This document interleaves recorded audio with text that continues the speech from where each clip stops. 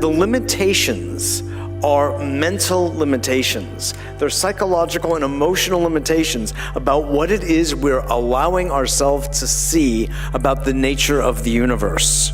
Moray and I had a very nice little chat about this, that it is a game in many ways of perception, and you get the world that you perceive. If you keep perceiving it on one level, indeed, you will get that world. And if you open that world up, which is the purpose of this entire conference, you will get a larger, infinite world.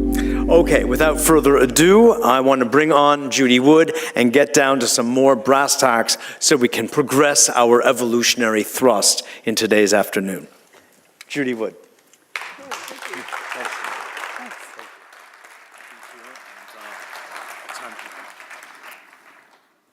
Hello. What makes, let's see, my laser pointer I don't see anymore. Nope, laser pointer. A laser, please. Well, I had one laying out here, and You had it laying out. the blue one. Yeah, great. Thank you. Fantastic. Well, what makes a scientist? The lab coat? Many folks have said that, well, she's not a scientist, she's not an engineer. Well, what makes an engineer? I have degrees that show it. I have a lot of experience that show that. But a lot of folks need an icon. They need somebody to look the position in order to take it seriously. So I'll go ahead and take these off, or maybe take me more seriously if I wore the coat. Let's see. Hey, you want to pull it off so I don't take off the... How far do you want to go? Yeah. There you go. Most people don't realize that this lab coat originally came from, does anyone know? Madison Avenue. They decided that doctors will look more official and authoritative if they wore a white lab coat. Thanks. Well, one thing that does make a scientist is a bag of evidence. This is evidence, and that's what we're going to talk about today. So, where did the towers go? We assume where they went. But did anyone ever stop to think about that question? One thing about evidence is that it's there, it's truth. The evidence is always the truth. Assumptions are where you get off track. So let's start. Once upon a time, there were two buildings, two towers, and then they went away. Well, third tower and a fourth tower. This is all that was left. This is just that yellow corner of that building, and all that was left.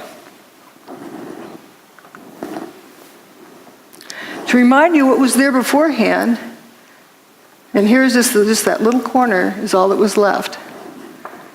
This is the dawn of a new age. There exists some technology that can make a building of that size go away.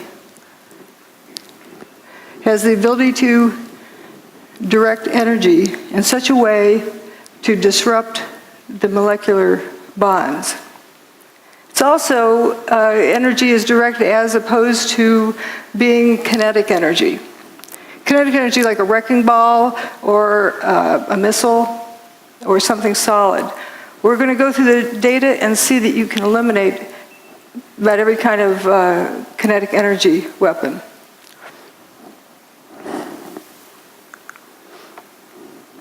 And we know this technology exists. The whole world saw it, even though they were told they saw something else. They saw what happened. And this indeed is a technology that can be used for free energy. It doesn't need to be used for evil purposes.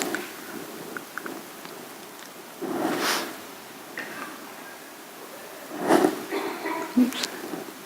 Again, that's all that was left, just a story or two of that. And would you believe it, that 14 people survived in there? So what we're going to learn is that the towers didn't burn up, nor did they slam to the ground, but turned into dust in midair. That's not a collapse, that's dust squirting up.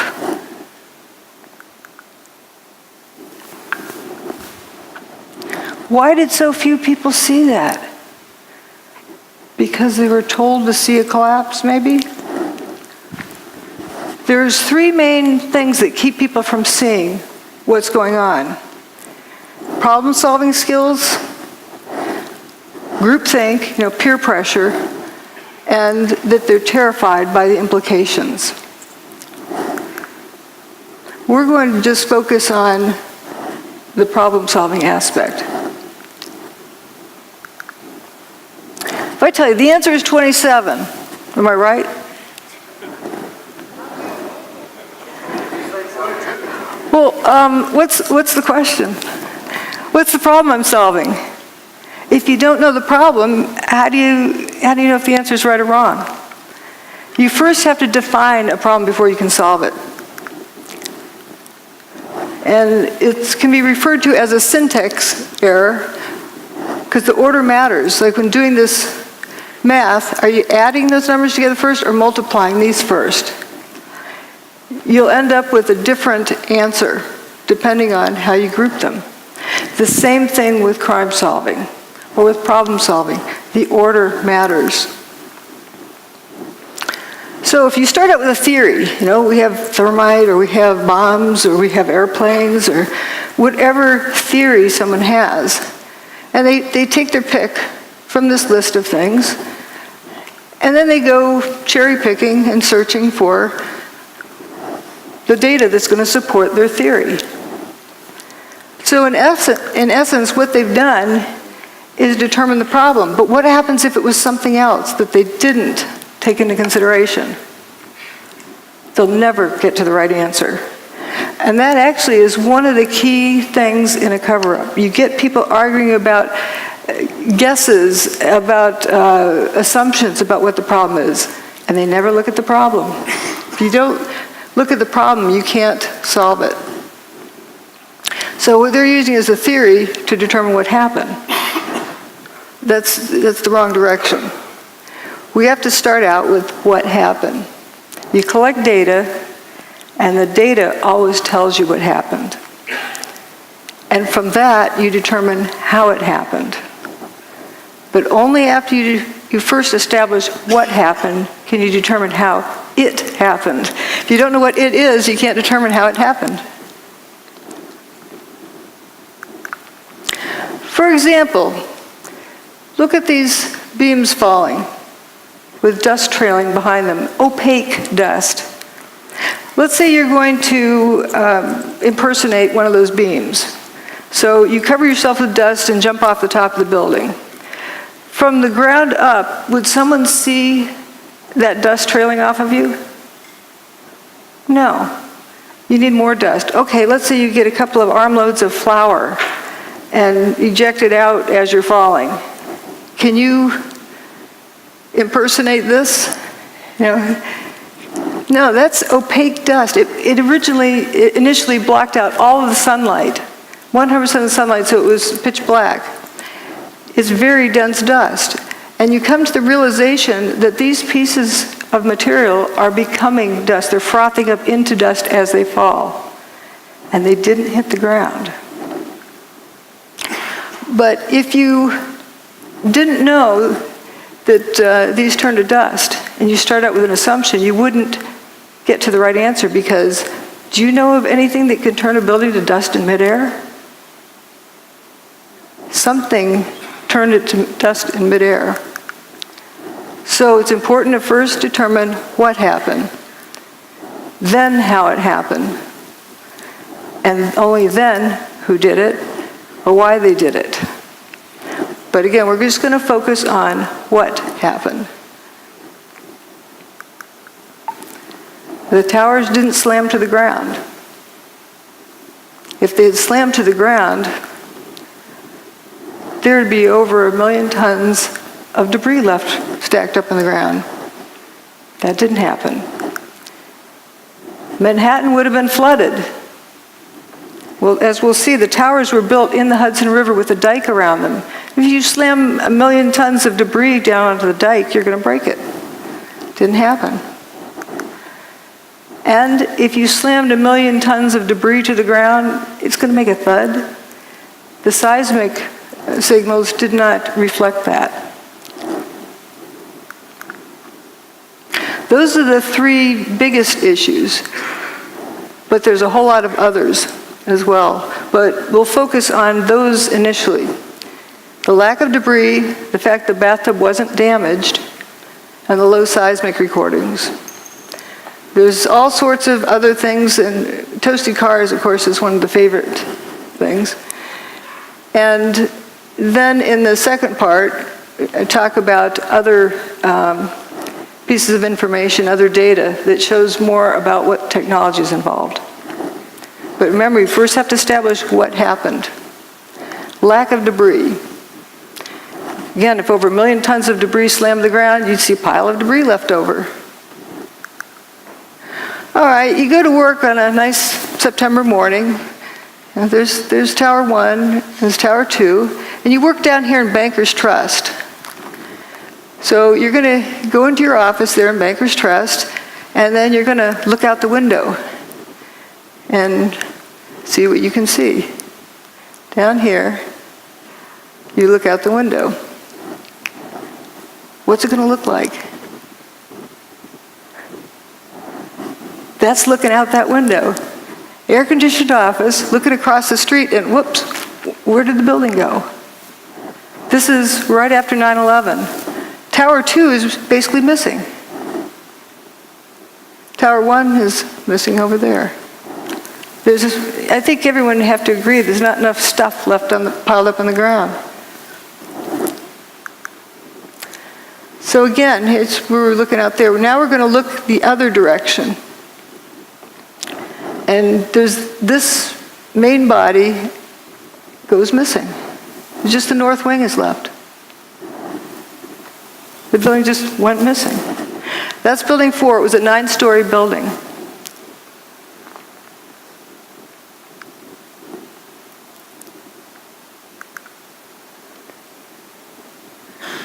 So this is what was there beforehand, and it just basically all went away. And a satellite image shows, all sorts of holes that were in those buildings. The middle part of building 6 is gone. It looks like a post hole digger cored it out. You have holes over here on Liberty Street. Even some holes in Vesey Street.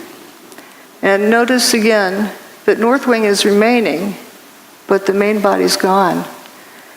And this is Bankers Trust, where you're looking out the window, seeing a non-building across the street. Few people talk about this building. It's a 22-story skyscraper. Well, it would be the tallest building in most small towns. It went away except for that last little corner. And building 7 over here as well. Every building with the WTC prefix was destroyed that day. So we're going to look at this direction. Now, a lot of people talk about hearing the BBC announce early that Building 7 went away. Well, CNN did the same thing for 1 Liberty Plaza, but it's still there. They just get excited and want to be the first to report. And we're going to go down and look on the ground and see what it looks like down in here. Looking at the front door of Tower 1.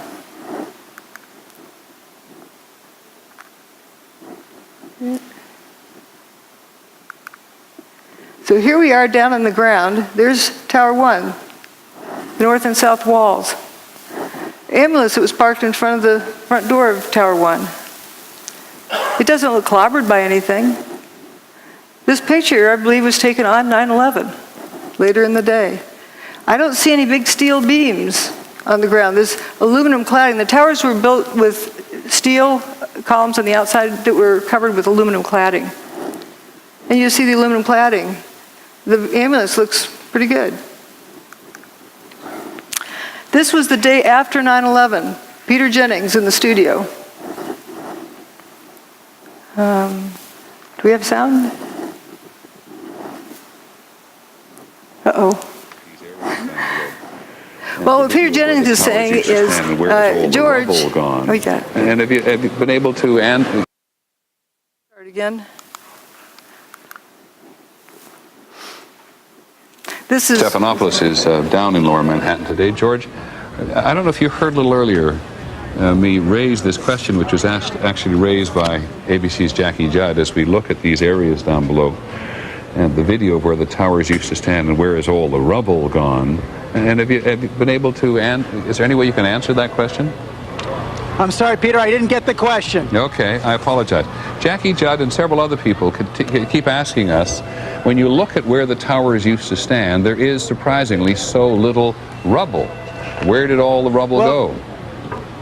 It's a very good question, Peter, and I have asked some people who've been doing some of the rescue and recovery work this morning. If you look behind me, you can see the very remains, the skeletal remains of the World Trade Center. And one volunteer, Robert Gerlinsky, explained to me the reason there's so little rubble is that all of it simply fell down into the ground and was pulverized, evaporated. This is vital information. I really feel for George Stephanopoulos. He's got this job telling the world what's going on there, and that's the best he could do. And we humans tend to keep asking questions until we're given an answer. We don't stop to think if the answer makes sense. So what he is telling us is that it's obvious there's a big lack of material there.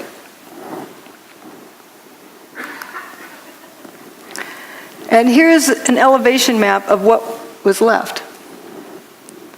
And you see Building 4 went missing, the holes in Building 6.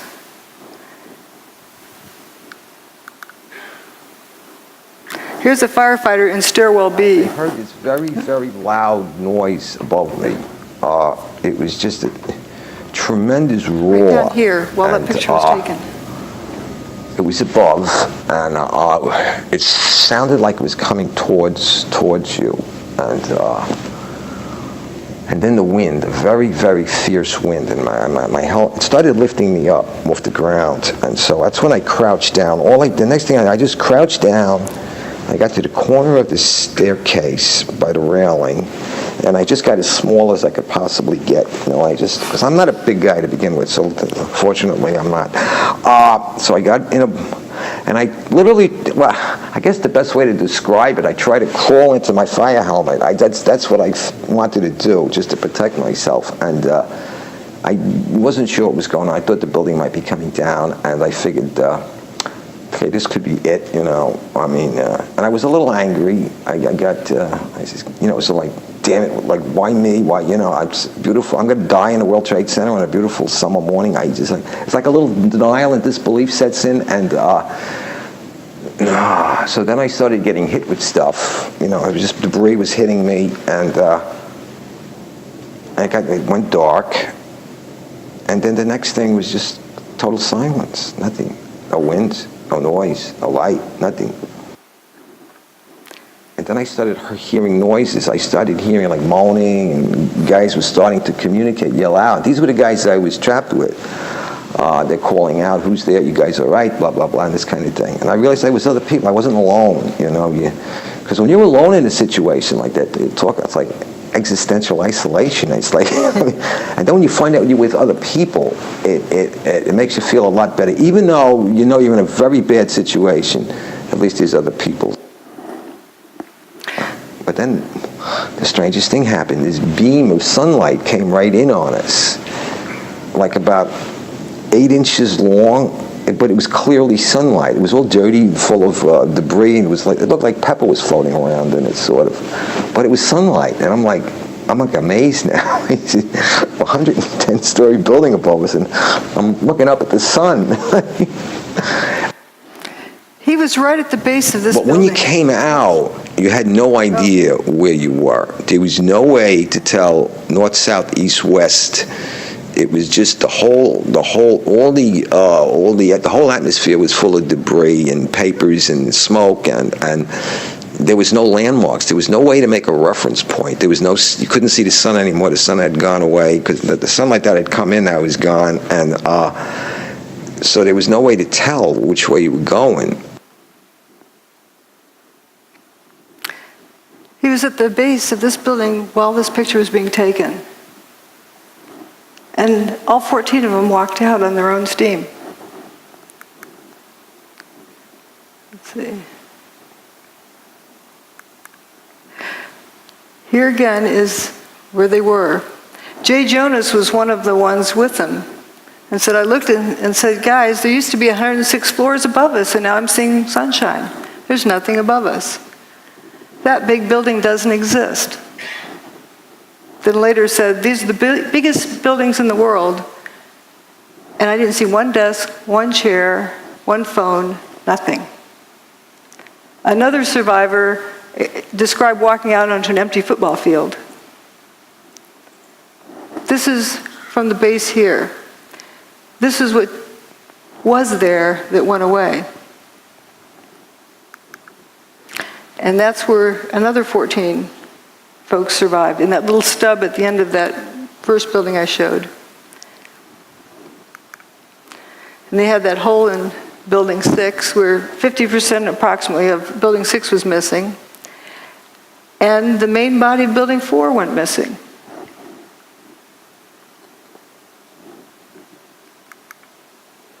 Every time a floor hit another floor, it would not only make a noise, but it would cause tremendous vibration. So we're being bounced up and down off the floor, hearing this collapse coming closer and closer.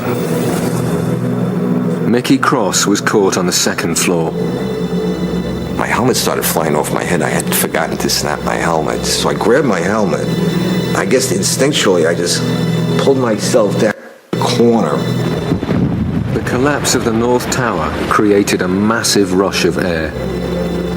I was blown down 6 stories down to the first floor, and all I can remember while I was being blown down was, oh my God, oh my God, oh my God. There wasn't any time to think about anything. The 110-story tower disintegrated in just 10 seconds.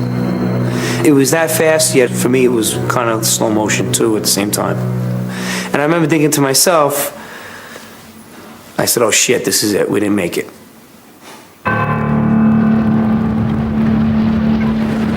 Faced with what seemed like certain death, the trapped firemen thought their last thoughts and prepared to die. In those 10 seconds, I was like, well, I'm 33. What have I done with my life? Worked almost all the time. My wife is gonna, be a widow now. And I pretty much saw myself. Pretty much saw my funeral. I saw everybody at the wake at my funeral, and my parents and family there. You think about everything, I guess, that you haven't done in your life, and you realize that, is this it? Are you gonna make it out of here? And I was just too young, and I have too much more to do with my life than for this to be it. I thought I was going to be dead in a few seconds, and I remember feeling, I hope this is fast, because I had a fear of being trapped, like say with a broken back or severely injured, and still being conscious and alive.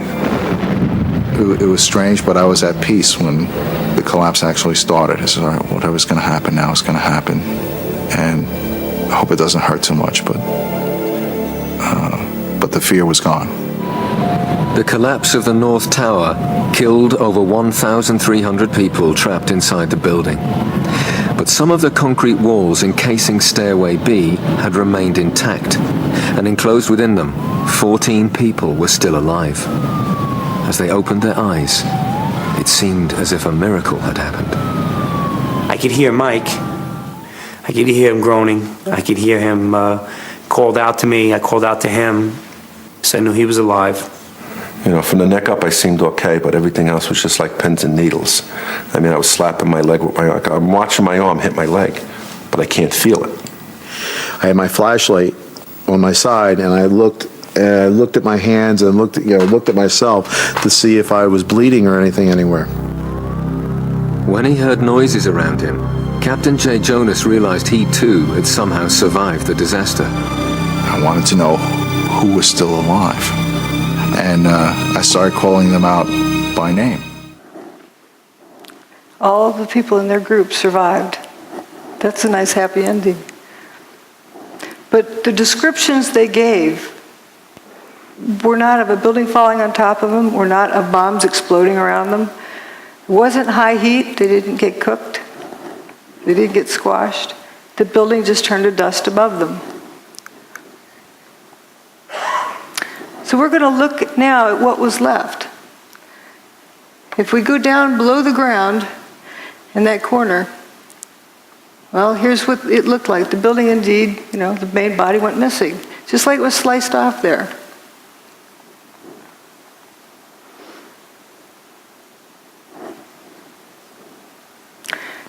So the mall is in the first story below ground. And there's some firefighters that were walking along there. We're going to go down one story and look at them. The perspective.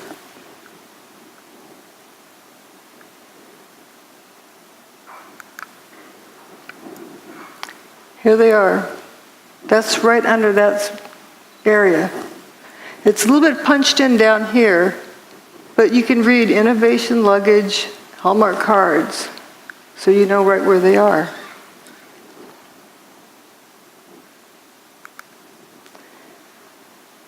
So now we're going to go a couple of stories below that to the loading docks. And it's right below there is where they're walking, but the loading docks look from up above. And it's painted purple under Building 5, so you know where you are, and then green under Building 4. So it's color-coded so the delivery trucks know where to unload. And we're going to look down that direction.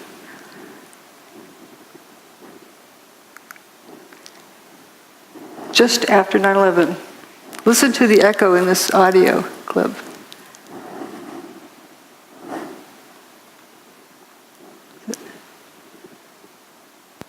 Going down to the parking garage. We're in quite deep. These are the first pictures of search crews underneath the World Trade Center, desperately looking for survivors. That's not a collapsed parking garage. That's not even a full parking garage. It's an empty parking garage.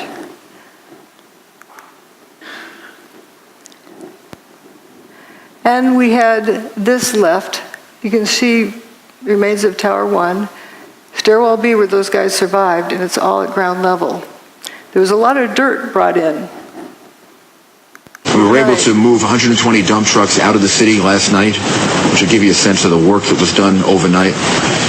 So some of the debris has already been removed. More of it is being removed, and it'll be done by barge all throughout the day today. Did you think it was going to get cleaned up in one day? Again, here's the ambulance picture and all that was left. Where's the debris of 1 million tons of building? One of the other survivors said this. We kept telling him we're in third floor, fourth floor, stairwell B, North Tower. Where are you? North Tower, stairwell B. Where are you? Stairwell B, North. Don't you know where North Tower is? They didn't know where the North Tower was because there's nothing left.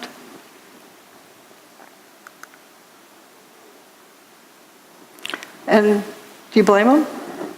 Here's right where those guys were, up in that little corner.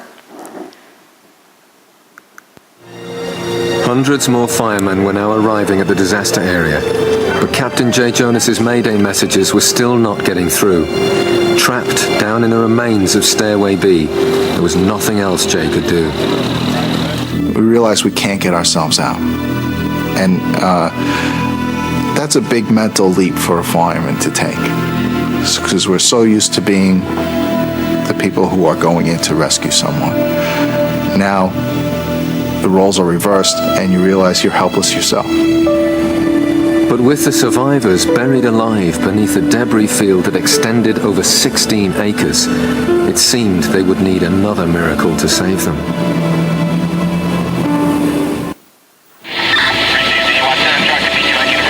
It was midday on 9/11, and in the chaos and confusion, Captain Jay Jonas's Mayday messages were still not being received. The firemen had no idea there was a pocket of survivors nearby. Then Jay again tries to make radio contact. Unexpectedly, this time his call is picked up. One of the officers coordinating rescue operations is Chief Nick Visconti. He responds to Jay Jonas's Mayday call. Operation Salata 6, all units stand by. Operation Salata 6. I got a radio transmission from Nick Visconti. I heard Operations Post Talata 6.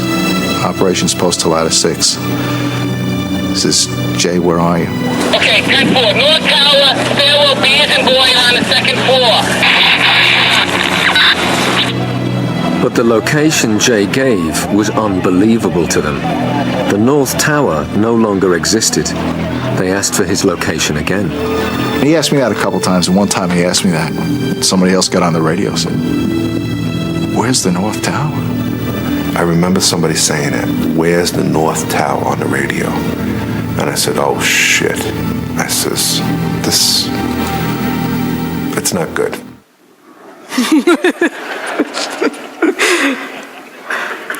What I like about these clips from the BBC's show about the miracle in Stairwell B is that these are the original people. They're telling their story. Indeed, they're real people, and they were trapped in there and walked out. And what they experienced. Can you imagine being at the base of a 110-story building and the building goes away and you're left alive? There's also a fellow who remained at the edge of that hole in Building 6. His buddies didn't make it. They were a few feet away.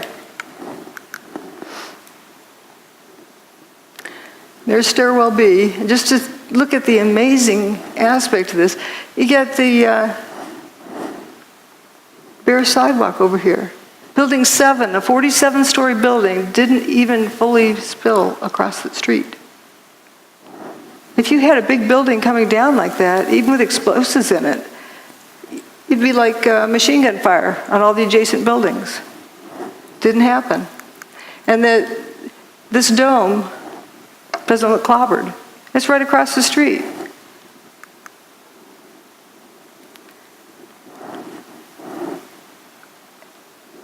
You don't see that debris piled up on the ground. This is right at ground level. So now we're going to talk about the bathtub. I don't know what the lighting is. If the building crashed to the ground, Manhattan would have been flooded because that dike around the bathtub would have been ruptured. And all of the PATH train tunnels and subway tunnels are all connected underground, and they would all have been flooded. That didn't happen. Here are the towers before they built across the street. There was just water right there at the base of the towers. And the towers go well below the water table. There's also the rail lines that come under the Hudson up into the base of the bathtub. That tunnel was not damaged. First, they were worried because they had water in the tunnel, but they had fire hoses on it, rainwater going in there. But once they pumped it out, it stayed dry. That's the bathtub wall. It's called, or slurry wall, or dike, whatever you want to call it. It keeps out the Hudson River. The towers were actually built in the Hudson River 70 feet below the water table. That's 7 times 10. So they're pretty far down there. And if that thing had been ruptured, Lower Manhattan would have been flooded. And here's the Hudson River, and as they're constructing it, you can see way deep down in there is the base, down there in bedrock. The PATH trains from the Jersey side used to come up through here and back out, but they rerouted them to turn around in the new big bathtub. I thought the seismic data you were going to look at was data associated with the collapse of the tower, particularly 2. Yes. Oh, yes. We did look. Obviously, we've looked at all of the seismic signals. The main focus of that was to establish the timing of the various events and if any, again, using it also to see if there were any events that we could not explain other than it being the collapse of the towers and the World Trade Center 7. The signal strength due to the collapse of the towers were not of any magnitude that was seismically significant from an earthquake design standpoint, or from the design or failure of a structural component, or of, I would say, a piping system that might be used in a structure. So there wasn't anything that gave us pause in terms of that being a significant seismic event to have ruptured the pipeline. This was a meeting that NIST had to determine what happened to Building 7. So they're wondering if there's any pipelines that went through the bathtub over to Building 7. And he said it wasn't seismically significant enough to have ruptured a pipeline to cause any damage. You have two buildings, 500,000 tons each, slamming to the ground, and it's not a seismically significant event? And the bathtub's fine at the end of the day. Tower 1's base is right here, down the bedrock. There's the old parking garage, after they cleaned it out. And if the buildings had slammed to the ground, the seismic signal would have shown it. Didn't happen. Michael Ober said, I don't remember the sound of the building hitting the ground. Somebody told me it was measured on the Richter scale. I don't know how true that is. If the building's hitting the ground that hard, why do I not remember the sound of it? It's amazing. And somebody who worked in the 27th floor decided to go home because he wasn't going to get anything done that day. Went down to the ferry terminal, the south end of the island, and some idiot, they thought, came running up and said, the tower just collapsed. And that's ridiculous. They didn't hear it. They didn't feel it. When they walked past the tower, it looked like it was in good shape. Well, I think I know why it didn't make a sound. That part of the building doesn't make a thud when it hits. Dust gradually settles, and that's a lot of dust. This is an earthquake that happened earlier that year, in January of 2001, in Manhattan. So we know that the bedrock that the tower sat on can carry a seismic signal. But here's what Tower 1, the signal it made. Notice the difference in the quality. This is very high frequency. The lines are very closely spaced compared to this. Also, it has this, I call it the snout leading up to the big signal. It has that leading portion, which is the primary wave. The P wave arrives first, and then the secondary wave arrives. This is neither a P wave or an S wave. This is only a surface wave. P wave and S wave travels through the Earth. In other words, when the tower, during the tower's demise, the signal did not travel through the Earth. Again, that's the January 17th earthquake. And here's, P wave is like a rubber band snap, and the S wave is like a jump rope. And the rolling surface, like getting up off a mattress in the morning, the mattress springs back up. If you remove two 500,000-ton buildings, you're going to create a surface wave. But it only lasted 8 seconds.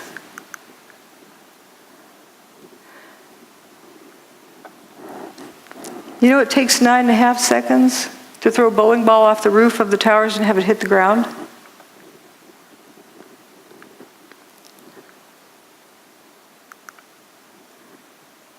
So how can this be? The building couldn't have reached the ground as a solid, rigid object. Here's where Tower 2 had already gone by the time this chart started. Tower 1's demise there. But here we're going to focus on Building 7, down here. There was an earthquake in the Fox Islands by the Aleutian Islands, and that's what the mess is after that. But where this vertical red line is, there's no seismic event that shows up at this scale. Nothing that stands out from background noise. For a 47-story building's demise? This is the King Dome. So here's a controlled demolition, and it produces a P wave and an S wave. So what length of time does that take? It takes, for a free fall speed from the roof to the ground, is about 4 seconds. But the portion of time that the ground shook was more than twice that.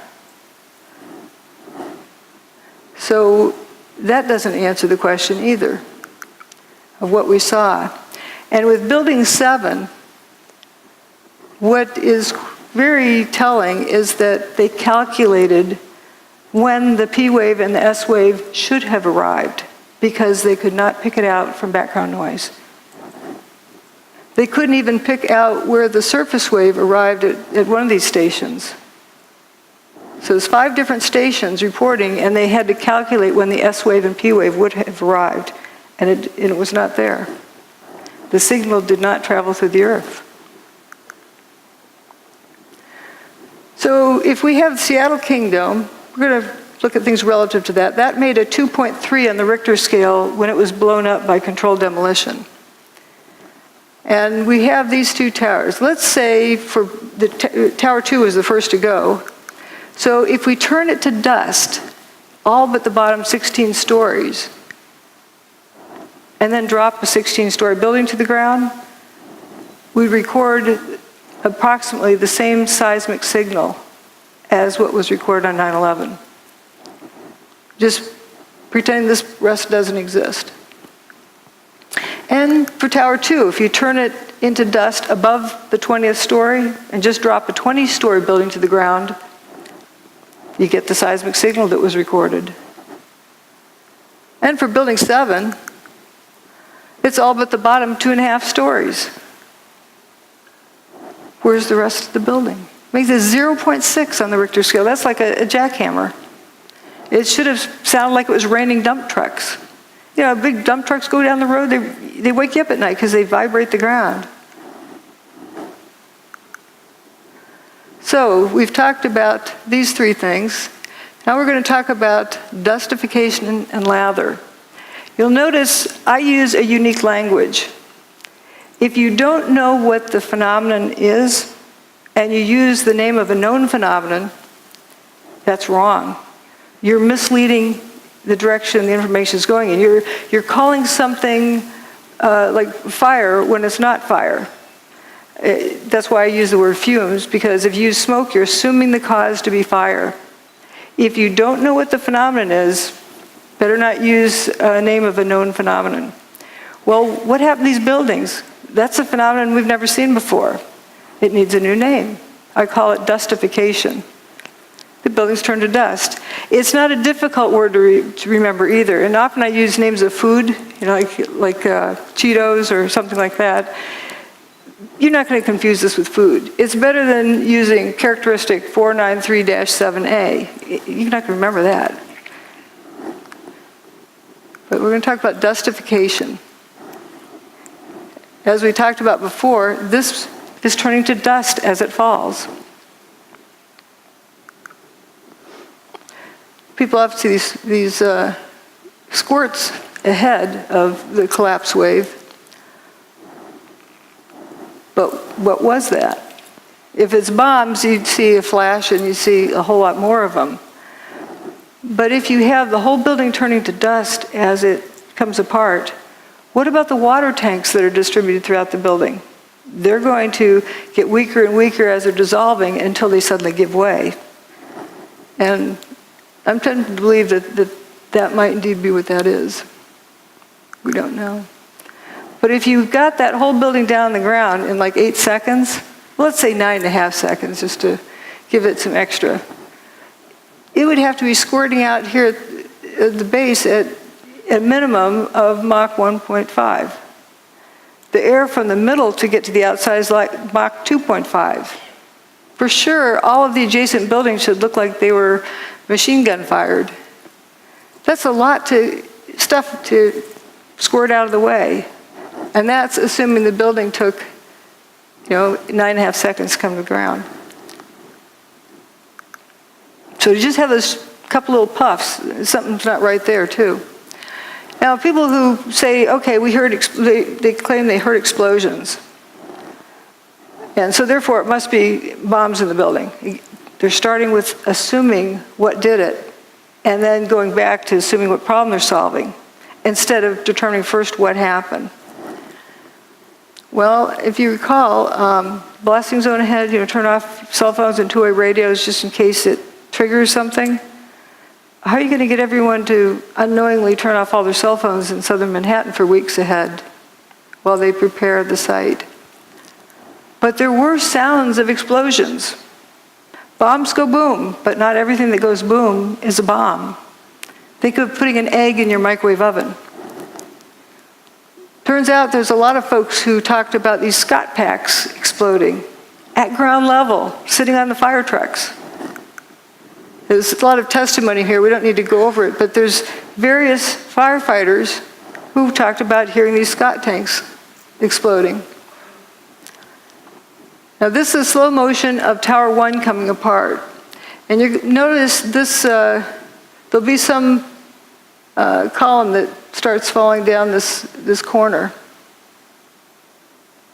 I think it's in here.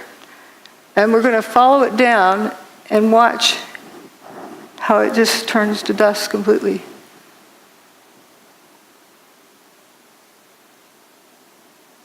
And as well as these other things. Here it is. Okay, it's got the dust trailing behind it. This is a solid piece.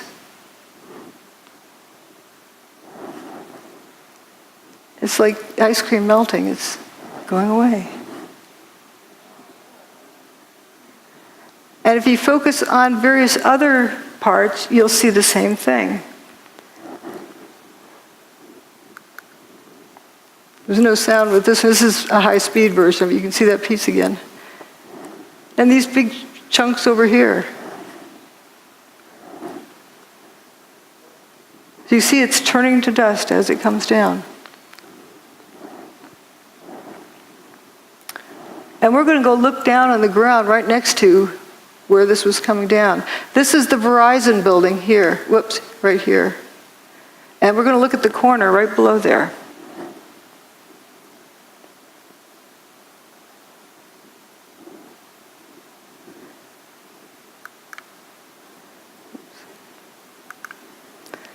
That's the Verizon building right there. This is that intersection where that material was falling. Right after everything's settled, these people who were hiding come out of their hiding places.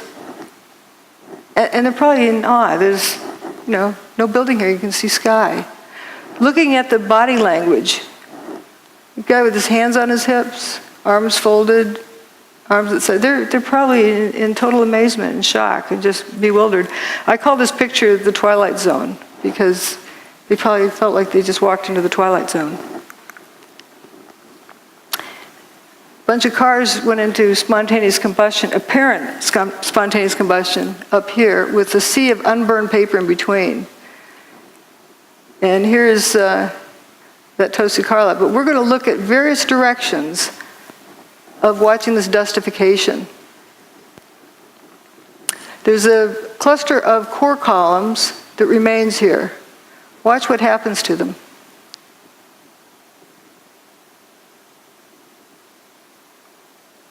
They just faint.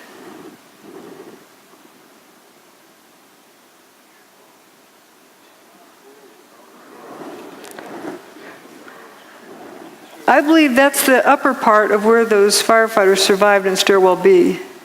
Those are core columns. This is another one. See how it peels away like a banana? And you see this clear air around it. Some folks like to say dust settled on it. Well, dust can't settle on something like that fast, without seeing it.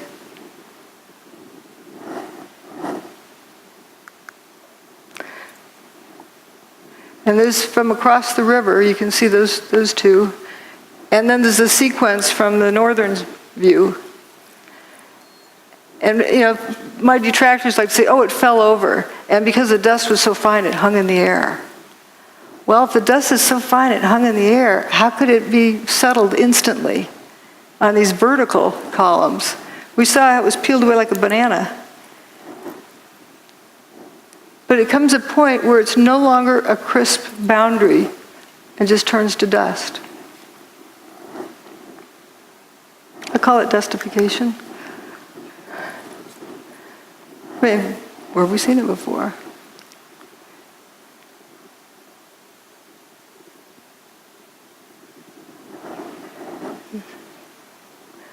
Here goes one more round.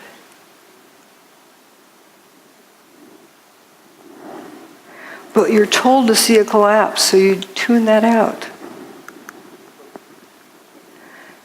You can see all of this just frothing up into dust. That part.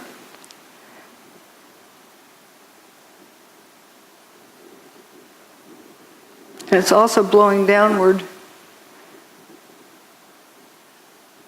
Very clean edges. So it isn't like dust was settling on it.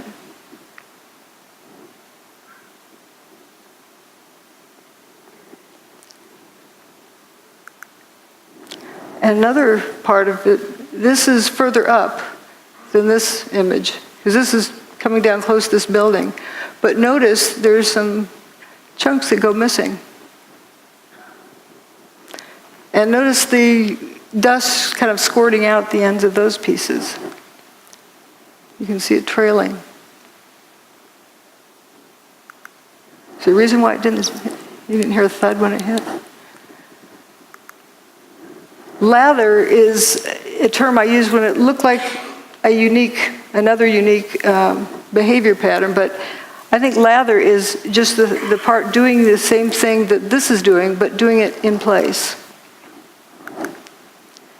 And this video is of Building 7, the north face, but notice it's one face and one face only that has this lather pouring out of it. No, go low to the corner.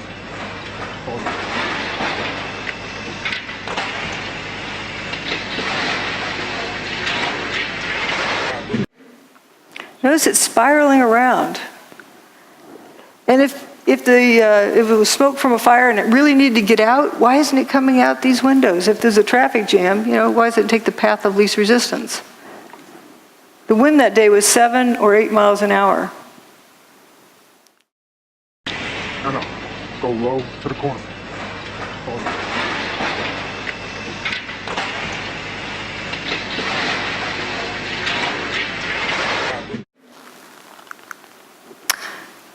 Now we're going to look at dust rollout and fuzzballs. This wall of dust is pouring down the street. It was chasing people, and it overtook them. Didn't cook them. Just left them covered with dust. I like these abrupt lines. Like you can see where this other fellow's tie was tucked in there. He was just covered. He didn't get cooked. The dust went a certain distance and then went up. Another bizarre thing. Again, it's important just to take in all of the data, and it starts telling you the story of what happened. Let the evidence tell you the story instead of forcing it to go a particular direction. And I wouldn't have seen this before, that just all particular distance then goes up. There's a video filmed by Bob and Bree, who had an apartment up here. Bless them for saving this video and then sharing it with the world. This is an image from there, and the dust doesn't quite touch their window and then goes up.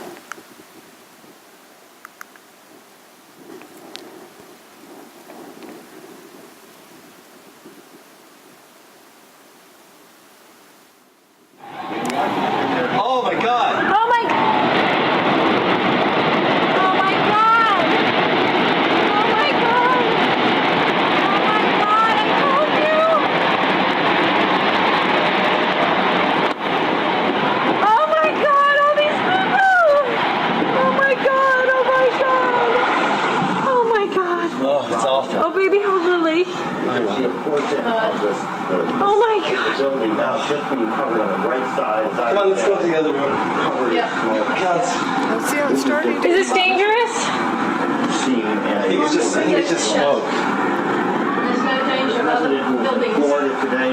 Is the air conditioner turned off in the room? Good thinking. And the windows closed in the bedroom? Near the area are an absolute crazy situation. The entire top of the building just collapsed. The entire building is collapsed. Building just collapsed. We're going to leave because See how it just starts shooting up? It doesn't touch the window. This is a devastating development. It doesn't go past here. Is no more. We do not know at this point the extent of injuries or casualties, how many people were in these buildings trying to get out. We've seen some gut-wrenching. Oh, people are running away. They're running away. Hanging out of windows. What are they going to do? Green You guys grass. gotta run away. You see the obvious. That grass stayed green the whole time. All right, let's go to NBC News right now. I think it's going to be blown away from us. No, it's the wind is being blown away. Horrific, incredible, not to be believed. It just came that particular distance, but it went up. Trade Center where just a few minutes ago, within the last minute actually, the second twin tower collapsed. Just to recap, if you're just joining us, around 8:42 Eastern time this morning here in New York City, a plane crashed into the right twin tower of the World Trade Center. It's amazing, it goes up. Now, controlled demolition, the dust doesn't really go above the highest point of the building, the original building. But this went up and blocked out all the sunlight for a few minutes. And it went up and continued going up. And continued going up for months and years. Wet tire tracks, they wet it down, they're misting it from up here. But what's this? Wet dirt? All right, fuzzballs. Notice how clear the air is from here on up. But down at the bottom is a thick haze. And you'll notice from the time on the clock that it's only 15 minutes after the South Tower went away. And this is 15 minutes before the North Tower went away. How could that fine of dust have landed in that short of time? It's fallen out of the air because it's clear. And there's several other pictures that indicate this, that it was coarse dust that landed and then became fine dust and began rising up like it kept breaking down. Toasted cars, we got to get to the toasted cars. I say they're toast, they're history. I can't say they're burnt because I don't know that. But they're toast. I just decided to use that word to say something happened, messed them up. You can't fix it, you got to get a new one. It's history. This is a police car found on FDR Drive. I don't know how it got to, I don't know where it was toasted. There were some that were witnessed as being toasted on FDR Drive. But this one is quite interesting in that it has an abrupt, toasted, not toasted. Like it's like it's on the showroom floor. It just had a new wax job back there. What abruptly stops? A real fire, a regular fire, doesn't do that. It would be lapping around the corner. Also, why aren't the lights melted? And you have the circular spot on the other side. Gas tank is still, fine. This is where all the toasted cars we're seeing that I'm aware of, as well as the toasted car lot. And the ones we were looking at were down here. And an emergency medical person said you could tell it was hot at the Trade Center because you could feel the heat from the bridge. But paper wasn't burning down here. How could somebody over here, 3/4 miles away, feel heat? Something that they perceived as heat. And you said you saw melted tour buses, melted cars? The cars that were right down there, it was just unbelievable. They were twisted and melted into nothing. The debris is just unbelievable. And then you can see fire trucks and police vehicles that were down there early that all their windows, the windshields are completely blown out must have been from when debris dropped. But even more jarring, I think, is this scene right here. Look at these two cars placed on top of one another. I think when you think about the impact that these planes must have had, it's hard to visualize. I don't know what to say. Because everything melted. But here, at least you have some remnants. You have literally an engine that is melded together with other parts of the car. Moving over, you've got another car they moved here. It looks like it's been through a war. You can see the papers, all the burned out papers from the building. You see the soot and the dirt, and it just shows you how devastating this blast was. Look across the street there. You've got a Con Ed truck that, you know, some of the Con Ed people now looking at, examining, trying to figure out which truck that actually was. But that truck, too, in terrible shape. So while many of the items, the steel, was literally melted. People who have been right down next to the base of what was the trade towers say there's virtually nothing. Yes, we'll stop here on this toasted bus picture. And realize there's no burnt marks, no scorch marks. The toasted bus. But yeah, these poor reporters, they're doing the best they can. Remember, the evidence is the truth that a theory must mimic if a theory is correct. Starting out with a theory, if you haven't figured out what happened first, you're just solving an imagined problem, not a real problem. So it's so important to look at the evidence. As we've seen, the evidence is showing us a different story than what we were led to believe. Now this toasted bus, notice there's no big flame marks running up beside the bus. No scorch marks. Is that going? Oh. And then we have also this vehicle that's already rusted. You can see Building 7 is still standing. Every car up this road was toasted in some way. Every vehicle. I call this the swamp. I think you can see why. Is it the sound? Oh, yeah. No door handles. Yeah. Not a trace of window glass.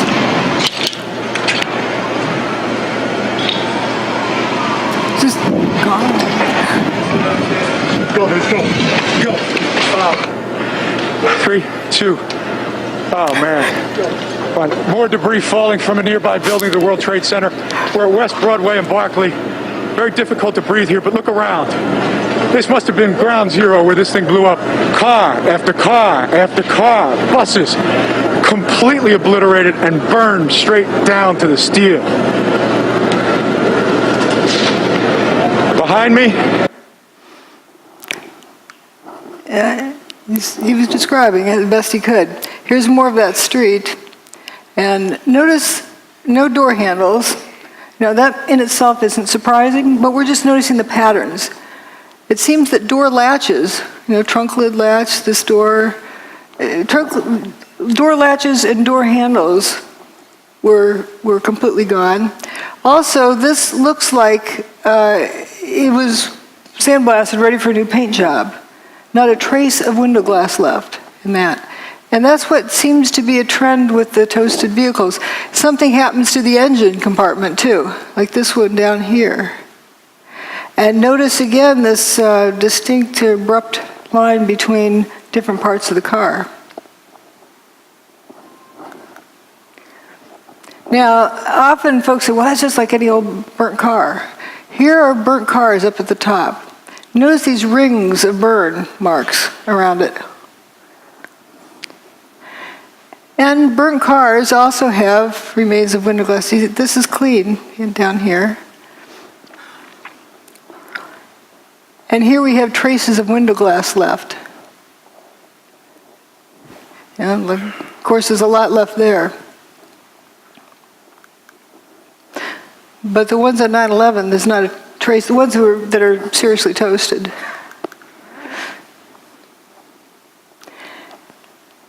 Doesn't look at all. These are uniform colors, like they've been sandblasted, ready for a new paint job. And the insides are completely toasted. I think they threw this stuff in afterwards. But the stuffing is still partly here in the burnout car.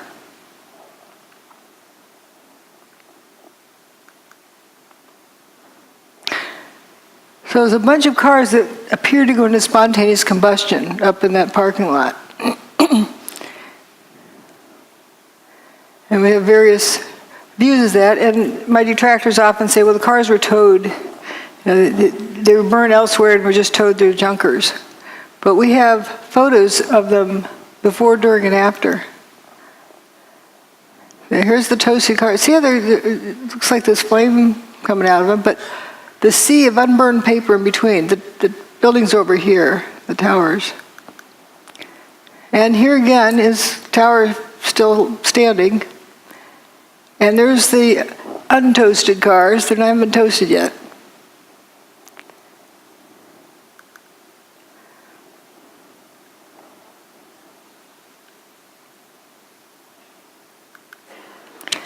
And there they are. They haven't been toasted yet.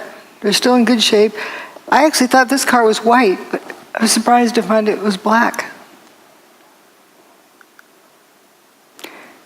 And here, it's still in good shape. People are evacuating. Here it is after it's been toasted. You can't tell it was a black car. Just all in a line, they just went poof. Weird fires. I can't call them a fire because there's weird things with them, like paper not burning. This is where I call the swamp. Toasted cars all along through there.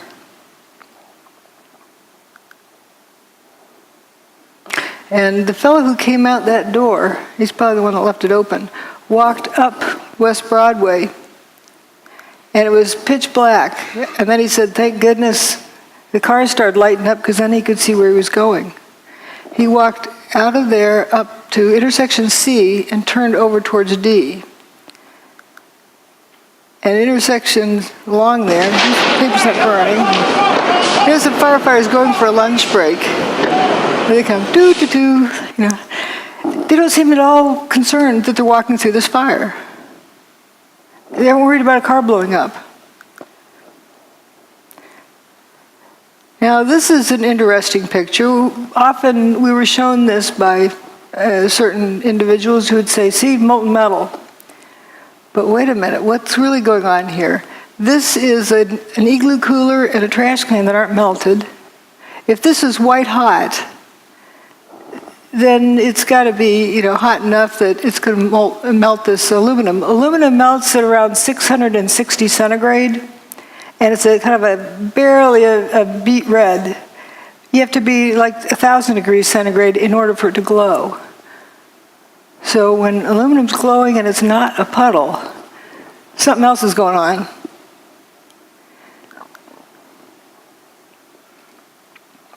So we're told about pools of molten metal. Well, that's paper, not burned.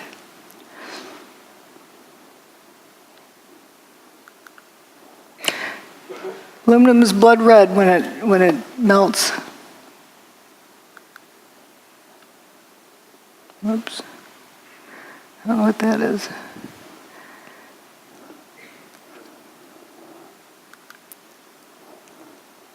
Again, remember this temperature, and up here is where you need it to be well above where aluminum melts.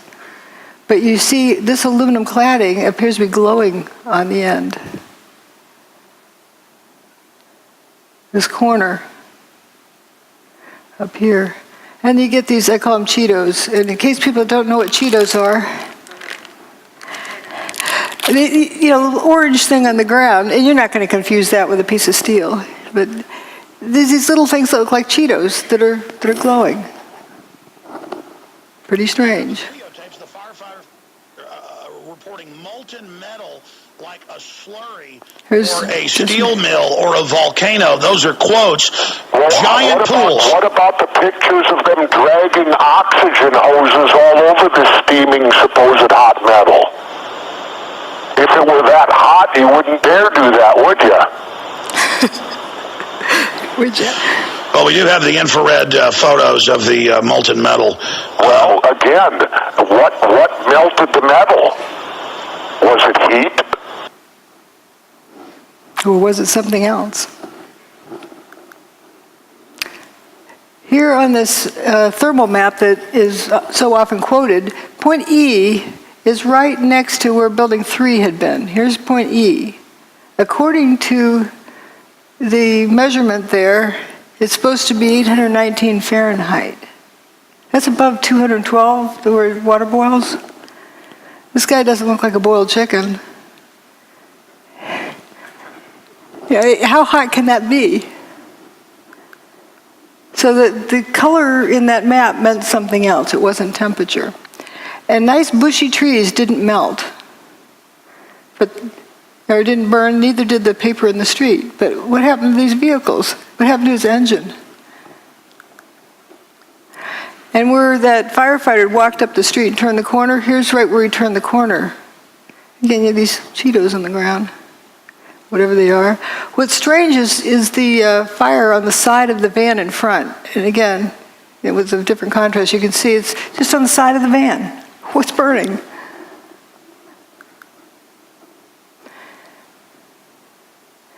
This shows the apparent spontaneous combustion. This is during the cleanup. You see that thing that flashed over there?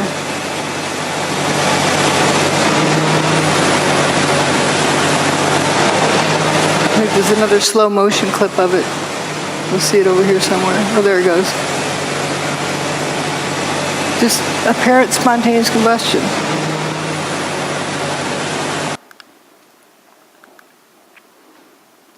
This is a clip where they talk about hot steel-toed boots. Up to 10 times a night, often until 2 in the morning, delivering whatever it is rescue workers need to do their jobs, like the ones working in the hotspots. Steel-toed boots is one of the biggest things. Steel-toed boots? Steel-toed boots. Out still on the rubble, it's still, I believe, 1,100 degrees.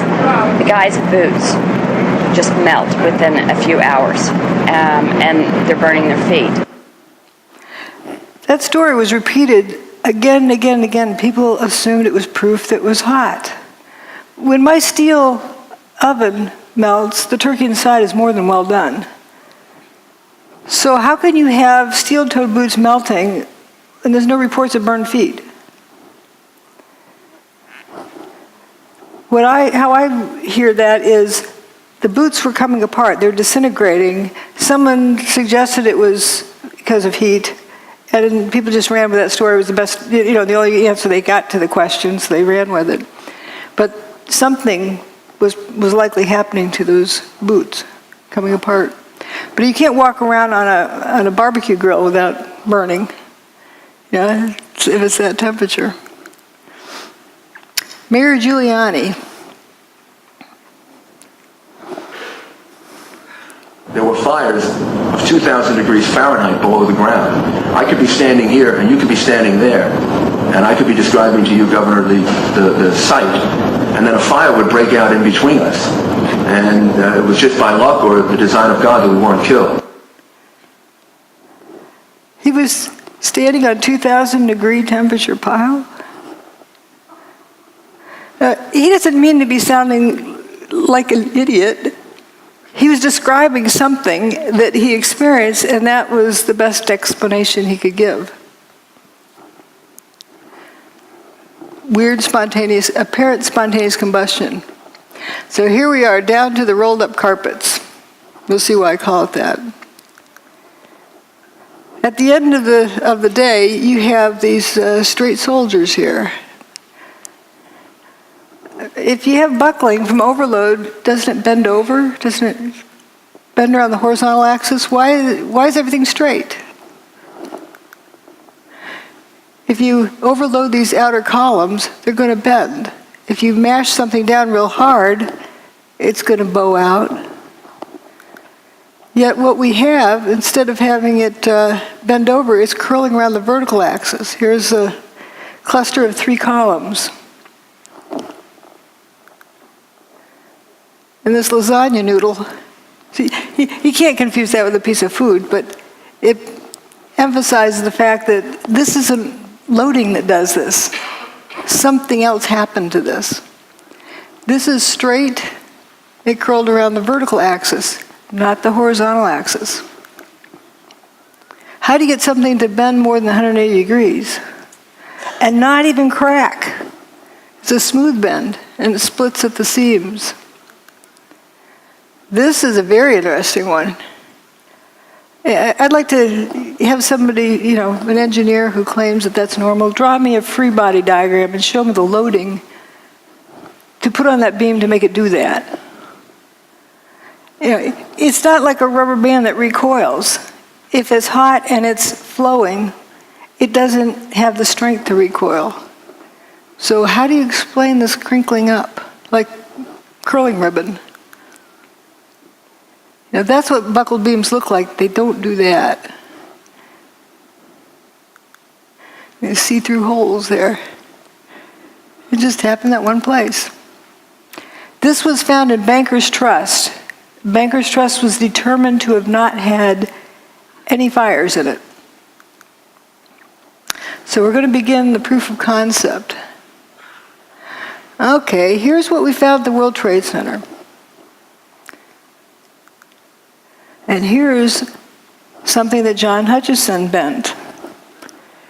It's molybdenum. It's not cracked in the corners either. Smooth curling. When I first contacted John Hutchison, I sent him this picture and said, does your neighborhood ever get to looking like this? Because you have this toasted vehicle here, and the one in front is parked in the right place, but it's just got the tires in the wrong direction. It's not oriented correctly. And notice all the marble around the doorway is gone. The rest of the building, there's no stab wounds in the building, no big beams went flying through. Another weird thing is the window glass. Sometimes just the outer pane's broken. The rock doesn't do that. Evidence of levitation. So far came down, I was across the street, and I picked up the camera just out of habit. And something in the back of my mind said, run, run, run.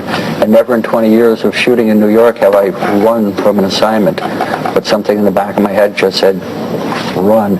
And as I hit the corner of Liberty Street, it was almost being picked up by a tornado, almost being picked up by a wave. It was like being picked up by that black cloud. That black cloud had substance. It was like night, but it had a solid feel to it. It was like gravel, hot gravel, and just picked me up and tossed me about a block. At one second I was running, and the next second I was airborne. And I lost my glasses, I lost my cell phone, I lost my pager, but managed to hold on to both cameras. But it threw you for a block?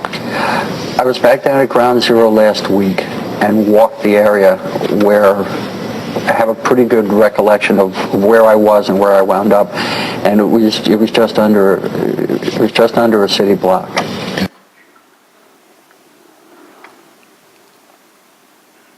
It was this blast of warm air. It wasn't hot. It was warm.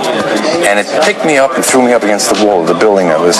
You were picked up off the ground? Physically picked up off the ground. I remember an explosion. At that point, I got knocked out. I don't remember anything. Then I got up, and I looked out the window because the windows exploded, and the street below caved in.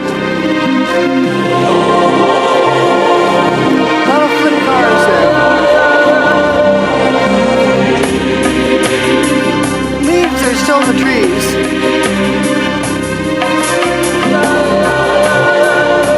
This is in good shape, but upside down. The cars appeared to be either flipped or toasted. Now let's consider something else here. John Hutchison's work, he's got water drifting up, levitation of water. Now we'll come back and talk about the weather. We need to talk about the weather, right? Someone thought it was a nice, beautiful day. Well, it was right directly above Manhattan, but not a few miles off the East Coast. See, it's as nice as can be. Here's Geraldo Rivera, who's chased out people ask me hurricanes for why 40 I years. have been so attracted over the years to hurricane coverage, but there's risk involved. There is, the peril of not knowing what's going to happen, that adventure, and it's pitting yourself against an enemy. It's like war, only no one is shooting at you specifically. That's what the allure. But there is an area storm that the juices don't flow, and you look and check it out. Look at that. Remember that? When that? I watched that live. And maybe a store on YouTube. You got to get up close and personal. And This was Hurricane Ike, I think. that was recent. That was wasn't this Rita? You would know. You know what I think it was, Rita? Rita in Galveston, Texas. Yeah, Galveston. And obviously Katrina before that changed so many of our histories. It was so traumatic. And it's one funny thing I think of if only a hurricane had come on 9/11. Remember, they didn't know how to use instruments, the terrorists. They took off in Boston, and they literally, after they took over the aircraft, they steered by line of sight. And it was that crystal clear September day. Sure was. And if it were only one of these weather days, history would have been rewritten. And I think about that a lot now, and especially this time of year. So we're the peak of hurricane season. Yeah, you're celebrating 40 years? 40 years, imagine that. 40 years. 40 years. Longevity has its own revenge. I've outlived like 15 generations of TV critics. Yeah. They all predicted I'd be done in a couple of weeks. Do you still get... Everyone has those stories, right? Oh, yeah. This was just 2 years ago. I think this is Batter's Dead.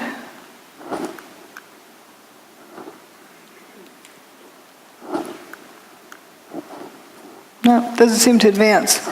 I'm going to click advance.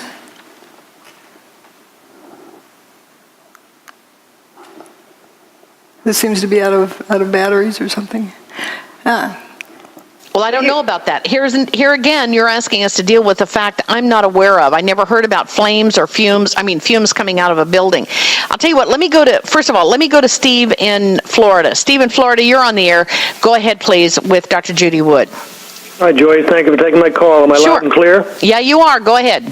Judy, you have misrepresented the facts concerning Hurricane Aaron. I live here in hurricane country, Florida.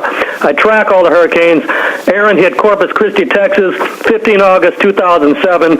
Your opinion concerning 911 are not consistent with the facts provided on 911 ripple effect, last man out, Richard Gage's blueprint for truth, loose change final cut, Zero, an investigation into 911, and many other video documentaries. I don't know what planet you've come from. Okay. I guess he's gone. I don't know what happened to Steve. As for Hurricane Aaron, they did not retire that name. It has been used several times. It was first hurricane, I believe, of the 2001 hurricane season. All right. Let me go back to George. George.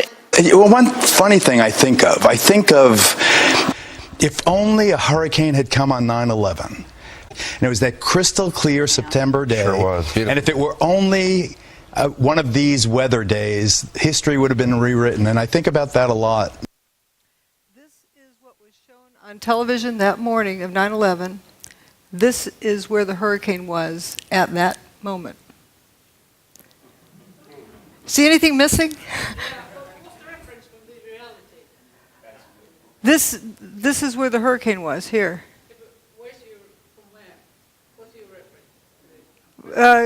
The satellite, the National Hurricane Center satellite images.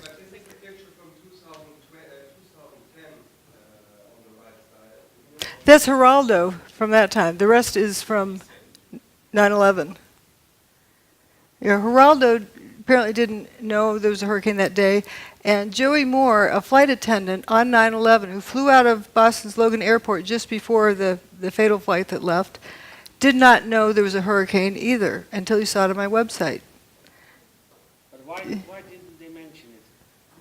That's the question. It begs the question, too. Yeah. Because you know how much they like to milk those for all they can get. They love to report on hurricanes. But do you say that they were manipulating reports? I'm not saying anything. I'm just noticing if people didn't know there was a hurricane coming and you saw it was headed straight for New York, if it hadn't turned around when it did, Manhattan would have been flooded. And how fast can you evacuate that many people from Manhattan? Can you afford that risk unless you absolutely know there's no chance, unless you know, how would you know? Right. Was it reported on any other media, such as whatever the shipping forecast? It is. It doesn't show up in the National Hurricane Center's, text forecasts, but they were very played down. They weren't shown on the media. People were not aware that there was a hurricane there. It just seems, you'll excuse me, because I mean, I've done a fair bit of sailing, and there must be Oh. a bunch of ships on that coast. They took the ships out to sea because they knew that the hurricane was coming. But what about the small vessels that were sailing down the coast that have surely just been They may have looked into the National Hurricane Center's reports, but it was not something that was heavily publicized. It wasn't zero publicity on it, but it was very underreported. I'm confused here. Are you saying that they actually moved the hurricane away? They had the technology to push the hurricane away? Whoops. Or it was just that coincidentally the hurricane went away? Doesn't. Here. I can't back it up. The hurricane for 4 days was going in a straight line. And then on the morning of 9/11, it stopped, turned around, and that afternoon it started heading out of town. So you think that was artificially done? I'm just reporting what the evidence is. I don't want to guess, but I can say that if they didn't know it for 100% sure that it was going to turn around, if there's any question, why weren't people told to evacuate? Just in case. Oh, because the people at the tower were told to evacuate because of the hurricane? No. Nobody was told to evacuate because of the hurricane. That's the puzzle, that nobody was really told about the hurricane being there. It just happened to be there and then turned around and left quietly. We were told this is nice, wonderful September day. But it could have been used. Let's see, this isn't doing so well here. Judy, as a suggestion, might I suggest that it would help like audiences such as like me and myself. This is completely surprising information, astonishing information. So to have a kind of secondary source of confirmation. National Hurricane Center. All that report, that one-line text or whatever it was. I've got all of the references in my book, and this is that satellite image of the hurricane is from the National Hurricane Center. You can download it yourself. I'm just saying that I think it would help your presentation. Excuse me, drjudywood.com/articles/Erin. You'll find 5 pages of multiply referenced data from the UK Meteorological Office, from the Canadian Hurricane Data Centre, from the US Hurricane Data Centre, and other sources. And I've got more if you want to write to me, I'll send you other stuff. We'll take questions. We'll let you get through your... The clicker doesn't work. Ladies and gentlemen, let's let Dr. Judy Wood get through her presentation. We've got plenty of time for questions afterwards. Thank you so much. So let's also look at some other information.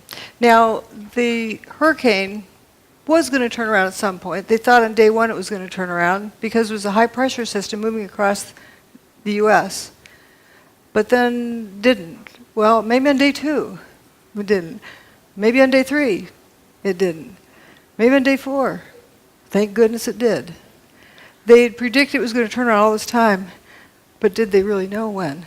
If they didn't know, they ran out of room. So here we have the high-pressure system moving in from the Midwest, and it's increasing, while the hurricane, which is a low-pressure system, is moving in from the Atlantic. And guess where they met and when? 10 a.m. on the morning of 9/11. They were superimposed at that area, so you have 2 counter-rotating systems. Curiously. And interesting drop with the humidity. But let's look at this magnetometer information. This is the Earth's magnetic field from the ground, not from satellite, but from the ground in Alaska. There's 6 different measurements. Each of the events on 9/11 are with a vertical bar.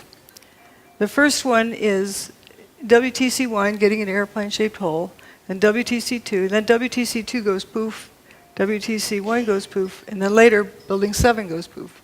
I say goes poof, they didn't collapse. They turned to dust.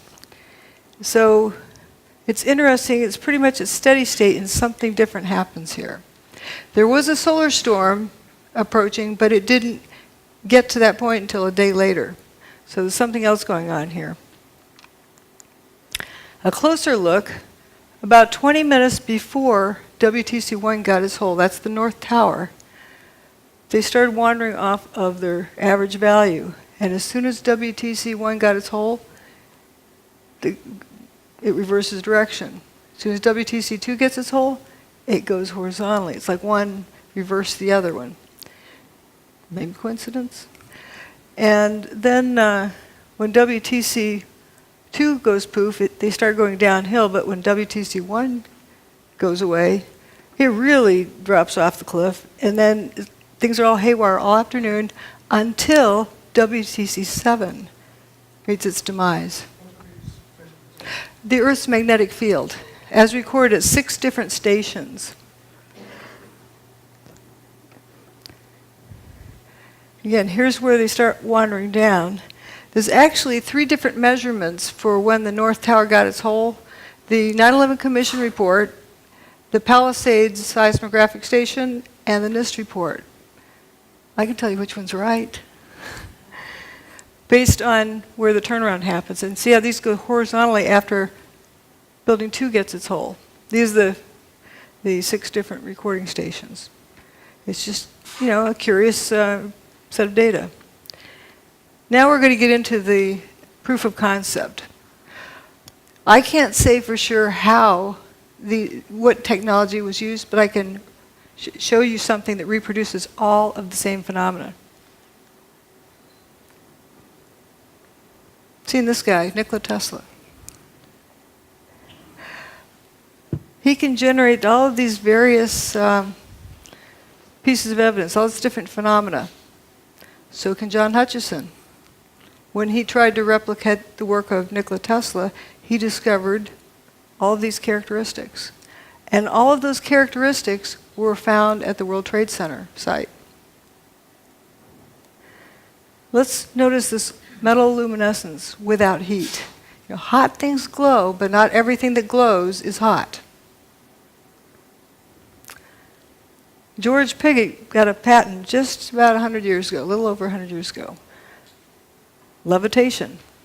He's got a static field, and he's doing some other things with putting in some kind of energy, and he's got these static balls, these steel balls levitating. I think they're actually silver.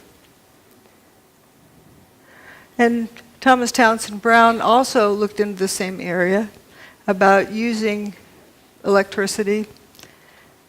And then Ed Leedskalnin, who built Coral Castle. Here's John Hutchison standing in front of the Great Pyramid. There's a person down here in the background. You can see they're almost 2 blocks tall. Well, that's about the same height as this doorway of Coral Castle. So they're about the same size blocks. They're 15 tons each. So this guy built his castle by himself. We don't know how this one was built. We can only guess.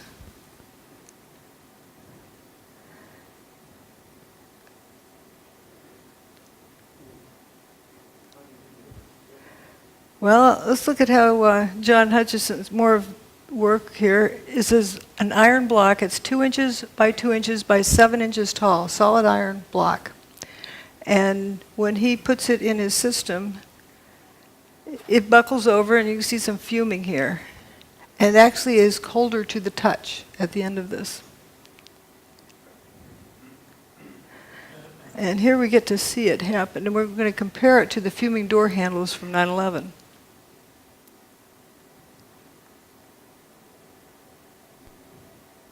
Here's the door handle.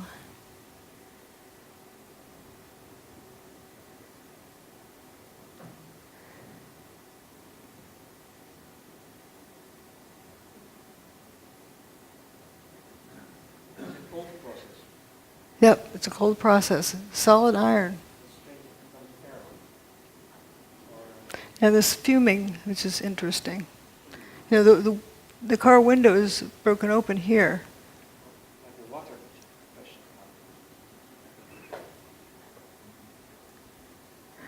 We're going to look at some other things about the weird fires. I can't call them regular fire because I don't know that. The weird fire, just to note that it's not something that you know for sure what it is. It's glowing, but the paper doesn't seem to burn. If this was glowing because it's hot, it'd have to be at least, 1,200 degrees centigrade. Aluminum melts at a little over 600 degrees centigrade. It's not a puddle. This aluminum is not a puddle, so how hot can it be? And this igloo cooler and the plastic trash can are not melted. The paper is not burned either on the ground. So what is that color? And another weird thing about this, right across the street over here is Burger King. And inside they're flipping burgers, cooking burgers for the firefighters, not serving to the customers, and then the building across the street was missing. It's just a weird sight. Now this van is also interesting that, you get all this something looks like it's on fire, weird fires there. This van down here has a fire on the side of it. What's burning? And if you say falling debris that was on fire hit these vehicles, why didn't it hit anything else?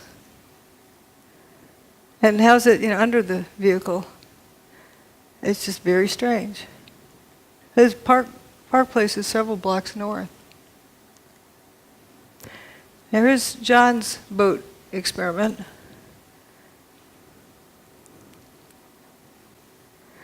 Well, what it shows is when he turns off his gizmo, then the boat lights up with weird fires. And the car's lit up right after the tower's demise, not during, right after, as though it was right after something got turned off. This is another interesting, at the WTC, how this beam curled up. Actually, that was right across the street. That was in Bankers Trust. These are John Hutchison's samples. Notice there's no creases in the corners. I should have found the picture of holding this one like this. Yeah. Vitamins? But it curls up like that, like at room temperature. And this is a video that hopefully will run. There we go. It wiggles back and forth.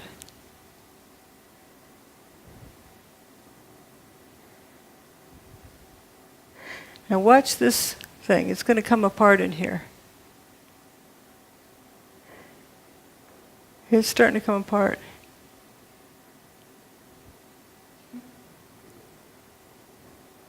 Weird things happen. Some other weird things that happened were roundish holes in the outer pane of windows. They weren't necessarily through both panes. That's strange. Throw a rock through a window, it breaks the window because window is brittle and it bends, and brittle materials are weak in tension, so it shatters the glass. So how do you get a round hole without cracks running out? Turns out somebody replicated that very thing. This is my analogy saying, okay, if you drop a rock in a pond, it ripples outwards. Maybe something like that is what ripples outwards with longitudinal waves that causes the glass to break in a rounded pattern. Now let's think about hurricanes. What do they do? Well, Hurricane Andrew drove this 2x4 through a tree. Piece of plywood. And with tornadoes, I'm sure you've all heard about straw through trees. It's not because they're flying fast. Something weird is going on. There's John Hutchison's sample with a butter knife in a piece of aluminum. He also has one with wood in the aluminum. If the aluminum's hot enough to melt, the wood would have burned up. So it's strange. Now, when I found these, you can see the blow-ups. I wondered, why on earth would the car door be peeling split thickness? It's not a laminated structure.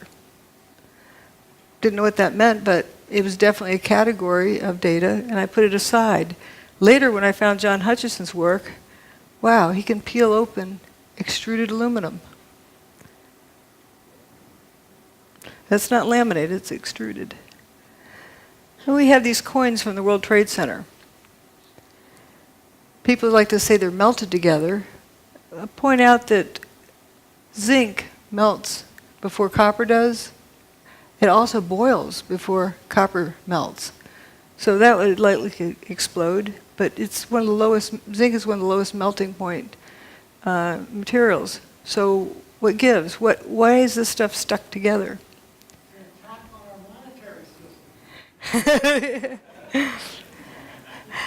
And this is the only surviving file cabinet from Ben & Jerry's ice cream store. Here's the piece of wood embedded in the aluminum from John Hutchison's work without elevated temperature. Same with these.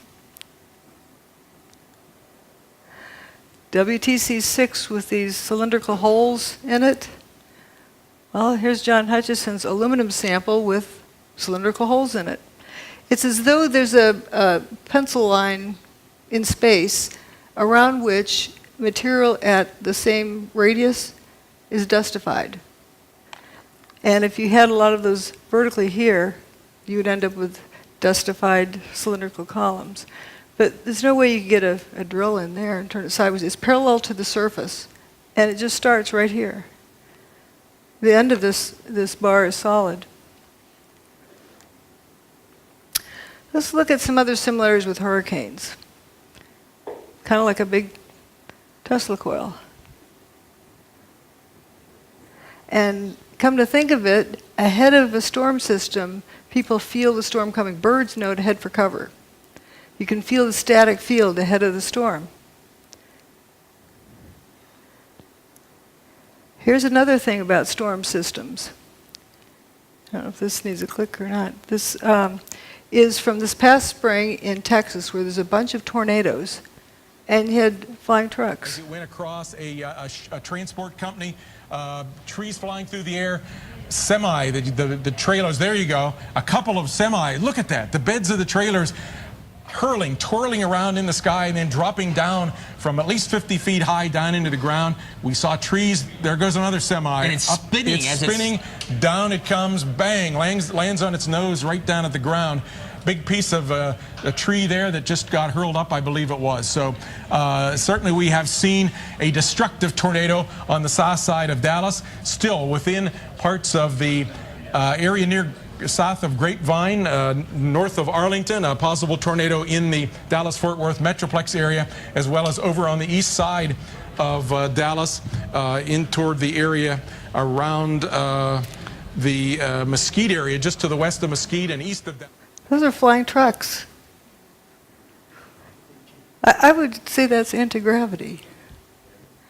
It's not a vacuum. And people who've been picked up in funnel clouds can still breathe. Remember we saw before where people had been levitated during WTC2's demise, or WTC1's. So here we have also the front of Bankers Trust. This was the only non-WTC building that was severely damaged. It wasn't destroyed that day. They actually repaired it. Once they repaired it, they started taking it apart. Huh? They got it down to this level where they had repaired it in deconstruction there. When they got it down to that level, that's the area that had been repaired. That looks like it's been at the bottom of the ocean for 100 years. Extreme degradation, and it makes one wonder, was the building continuing to disintegrate, and that's why they had to take it down after they repaired it. And it took them 10 years to take it apart. Now we're going to look at tritium. Kind of interesting. It's usually something that comes from nuclear reactions, but here we don't find any of the ionizing radiation that you get with nuclear reactions. Some aluminum with holes in it. Material is changing. This was a sample of dust from the Bankers Trust that when they decided to take down, look at all this zinc. the before and after. Like 3,500 times as much zinc from the control sample. Now we're going to look at John Hutchison's sample. He's got, let's just look at the relative amounts. You have a lot of copper and much less zinc. This is for brass. In the affected region, you have about equal amounts of zinc and copper. Whoops, didn't mean to. Equal amounts of zinc and copper there. So, okay, if it's heat, with zinc having a much lower, it boils, it melts at 419 or 420, where copper melts at a much higher temperature. Zinc boils before copper even melts. So we don't have less copper because of heat, because the zinc would be the first to go. What's going on here? At Texas A&M, a group led by Professor John Bockris, who is widely regarded as one of the world's greatest electrochemists, reported finding the hydrogen isotope tritium, a key signature that some unusual nuclear reaction was going on. The first thing was this thing called tritium, which was a sub-form of hydrogen which should not exist except in extremely tiny quantities. We found that by working these cells of Fleischmann and Pons containing lithium hydroxide and deuterium oxide, that we could produce this tritium in great abundance, let's say at 10,000 times more than it ought to be there, as it were. And let me stress that we couldn't do it every time, but about one result in 5 or one result in 4, and eventually we worked up to 2 results out of 3. We could produce tritium. That was the first thing, and in a way it was the first clear proof of the phenomenon.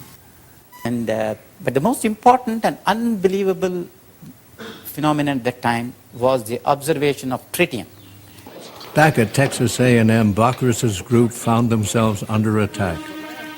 Science magazine writer Gary Taubes wrote a stinging article that insinuated that someone in the group had spiked the samples with tritium.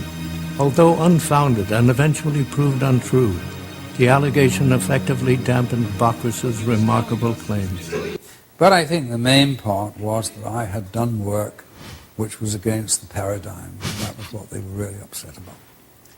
The people had laughed at it and said, "What the heck are you doing, trying to disprove the laws of nuclear physics?" And of course that's exactly what we were doing, and succeeding, you see.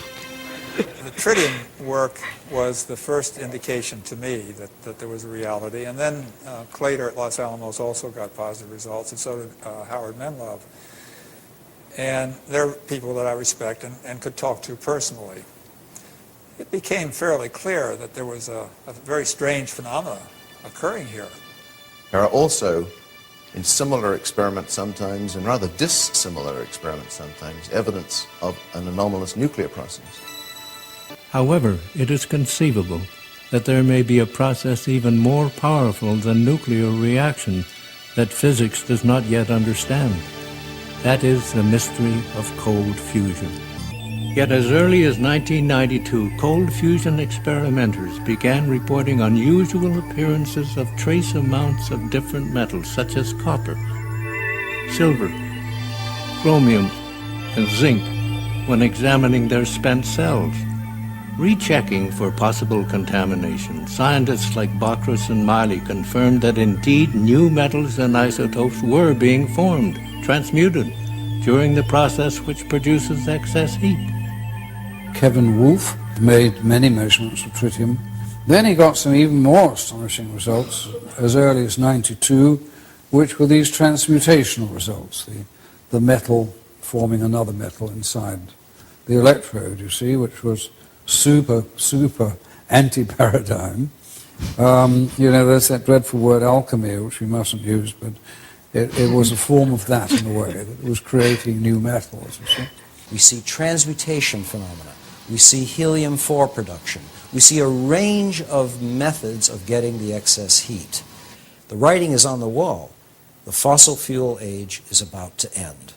The sword of this panel's condemnation struck with speed and brutality, ignoring the facts in a blind rush to judgment.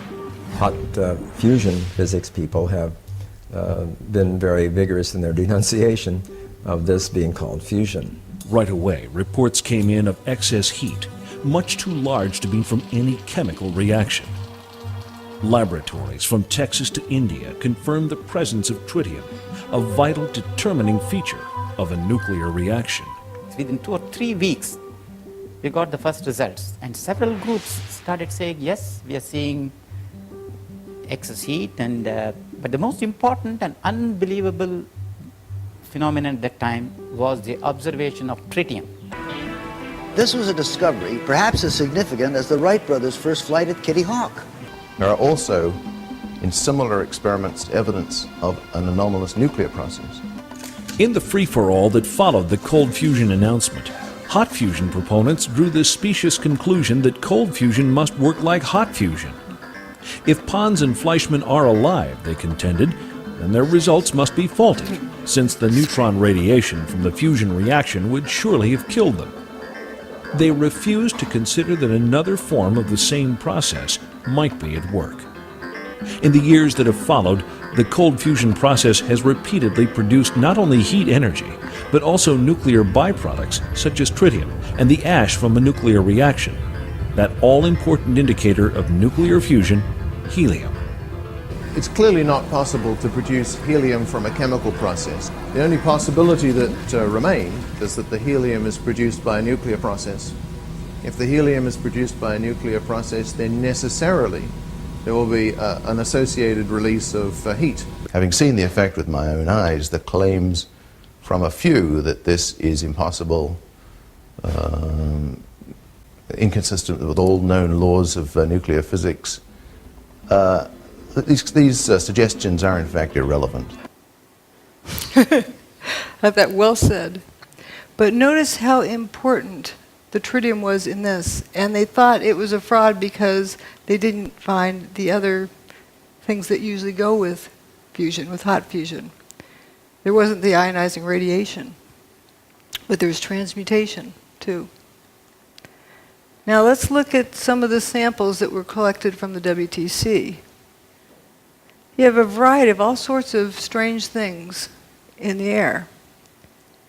And if you look at the melting or the boiling temperatures of these things, there's no rhyme nor reason to the amount of the quantity. It isn't that the things that boil at a lower temperature are more prevalent. What is even more bizarre is that organic material was also found with this, which shows it was not from a high temperature process. Now we get to the most exciting slide. This is from leaky nuke plants, what they pollute into the waterways. The amount of tritium, this is exponential, logarithmic actually, and it's a very high number. This is what is produced in the cell with cold fusion. This is what was found in the basement of WTC-6. You know, the one with all the cylindrical cutouts in it. And this is normal background. What I use the Great Lakes for normal background. And this is from atmospheric nuclear bomb testing. You can see over time it's decreased. So it's gotten down there pretty far, but this is definitely above normal. Now, a lot of folks say a nuke was used on 9/11. Well, do you think they could have kept Chernobyl a secret?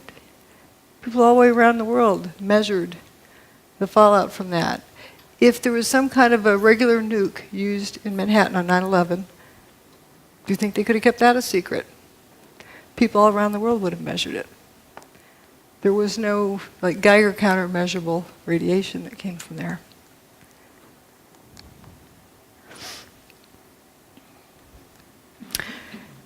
Here are some relative numbers. If compared to what was measured at the World Trade Center in terms of tritium, the background levels are 1/50th. What was measured with cold fusion is 50 times that, but that was in a cell. Keep in mind, the World Trade Center had fire hoses on it, the hurricane rained on it. It was diluted down somewhat. Leaky nuclear plants have 18,000 times that. What was measured at the World Trade Center was definitely above background levels, 50 times background levels. There was tritium there. Now, why? Seems to have a lot in common with cold fusion. Some other categories we didn't look at, the so-called jumpers. Uh-oh. There he goes. We refer to them as jumpers, but did they really jump? They left the building, but we don't know why. Here's the airplane-shaped hole. This wingtip always gets to me, how thin it is. And we have some interesting people up here hanging out of the 105th floor. Closer look, looks like this guy's taking his pants off. This guy has his shirt off. If there's a fire in there, your clothes protect you from fire. We don't see smoke coming out these windows. What's going on here? Why on earth would someone want to take their clothes off outside the building? They want to live. They're hanging on to the building. This guy's hanging from one hand and 1 foot, taking his pants off. Let's say he has some weird fetish that he just needs to take his pants off. Well, if there's smoke inside, you take a big deep breath, step in, get the pants off, step back out. Why hang from the outside of the building? Well, if I were there and if I was told the building's on fire, I'm going to head to the bathroom right away before we lose water pressure. Wet down whatever extra clothing I have around, wrap around my head, and head for the stairs. I'd be wet. If the fire sprinklers came on, I'd be wet. If they didn't come on, it was hot, I'd be wet, sweating. Good chance that their clothing was wet. Now, why would they want to take off wet clothing? You've heard of active denial system? I'm not saying that's what this is, but just as a parallel. It's a microwave, they put it for crowd control. And it makes you think that you're burning up, so you just have to get out of there. You just leave no matter what. You don't think about it. So maybe some people were jumping from that. Would be a good reason why you'd want to take your wet clothes off. Microwave is many times worse for wet clothing. I don't know if that's what it was, but it's consistent with something like that going on inside the building, but not outside the building. And we do know the building was turning to dust inside for the hour before its demise. There's people who say it was thermite. Okay. What? Reports of it, as well as evidence of it in other ways. But there's a cute story about a new probationary officer, first day out of school for being a firefighter, and he's supposed to stick with his boss. And they get up to some place, and the boss says, "All right, everybody, drop everything and go down a few stairs." And they get down there, and then they eventually start going back up again. And the boss says, "Well, where's your mask?" "Well, you said to drop everything." So, but the poor guy. So the boss said, "You get out of here." So here's this firefighter making his way down the stairs. He gets down to the 3rd floor, and 100% of the light is blocked out because he described it as having been turned to dust. He knew it wasn't smoke because he could breathe, but the floor had turned to dust. It was completely filling the air. There's a lot of stories similar to that. Now, there were folks who somehow believed that thermite had something to do with it. Well, let's see if we can make some. You have a steel structure, the towers, with aluminum cladding. Let's see if you grind them up. And you end up with rust and aluminum powder. You know what that is? Thermite. Those are the ingredients of thermite. So those ingredients are going to be there anyway. But what does thermite do? Well, here's a test of thermite here. Welding a railroad track. Blinded by the light. There was something missing in Manhattan that day. People weren't blinded by the light. You know, if there was nukes that went off, people would be blinded by the light. That's how they weld earthworks.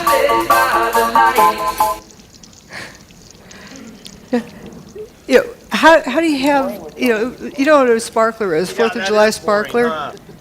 That's what the towers would look like also if it was thermite, you know, doing things. It doesn't do it in the dark.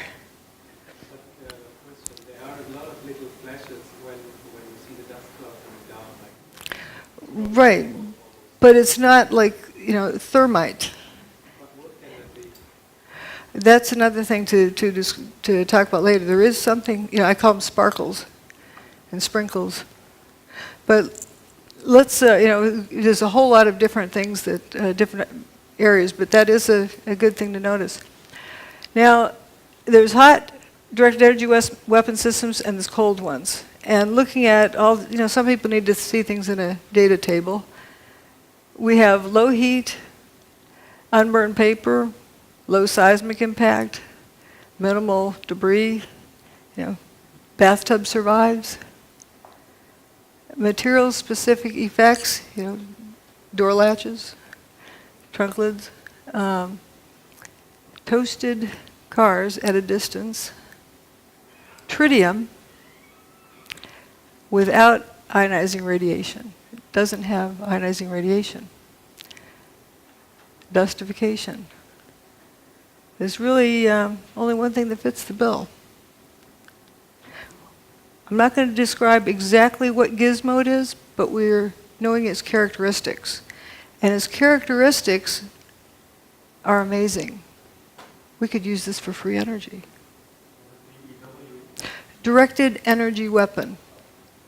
Rather than kinetic energy. These are kinetic energy weapons, heat and motion. You know, wrecking balls, bombs, missiles.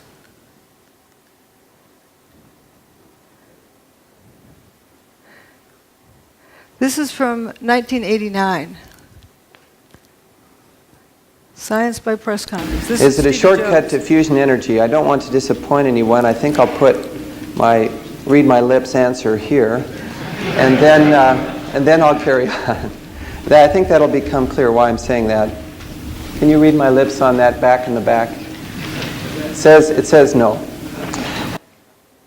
Energy is a long way off. That's why I say no. This is our result. It's just way off. It's I think a door that's open to us, but really a door on physics more than on energy. Geophysics in particular could be an interesting area. Don't go there, don't research there. But then he calls for a vote, and he holds up his hand. Let's vote to destroy the careers of Pons and Fleischmann, and vote that it's not science. Why I'm bringing this up is we want to be sure this doesn't happen again. Here, he raises his hand. Department of Energy funding. And we have Steve Koonin, who was just appointed by the first administration of Obama to an undersecretary of the Department of Energy. And these guys are thinking about raising their hand.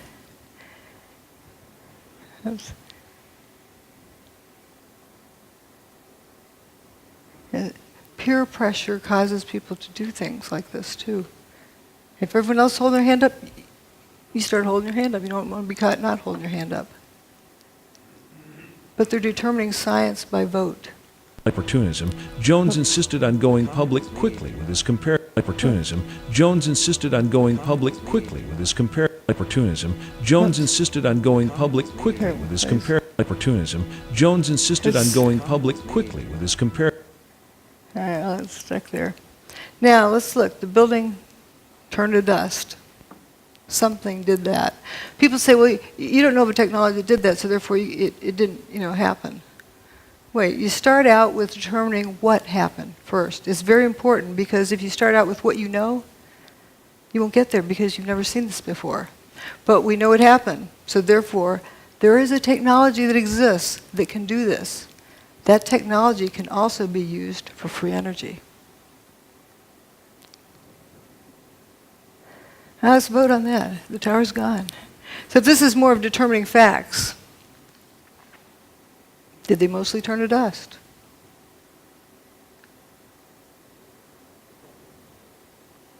There exists a technology that instead of molecules being attract each other, they repel each other.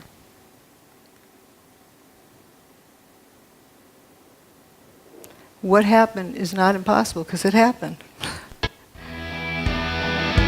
This is another Charlie Pound song about gatekeepers.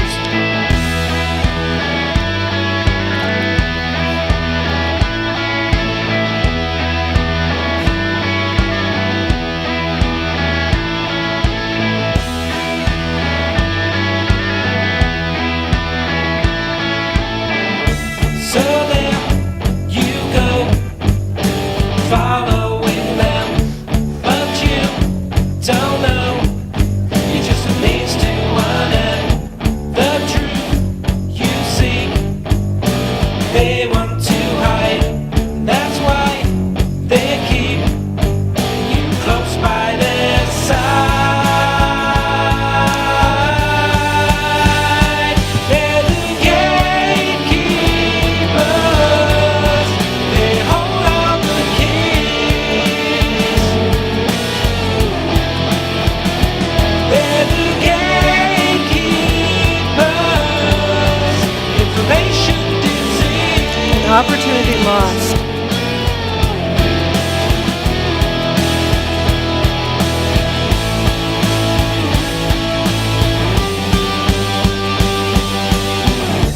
High in the sky is all you've been fed. I think that is why you forgot your own head.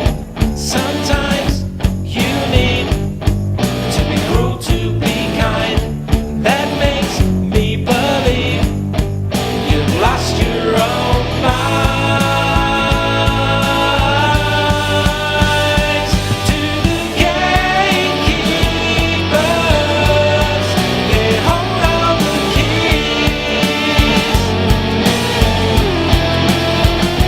They're the gatekeepers, information disease.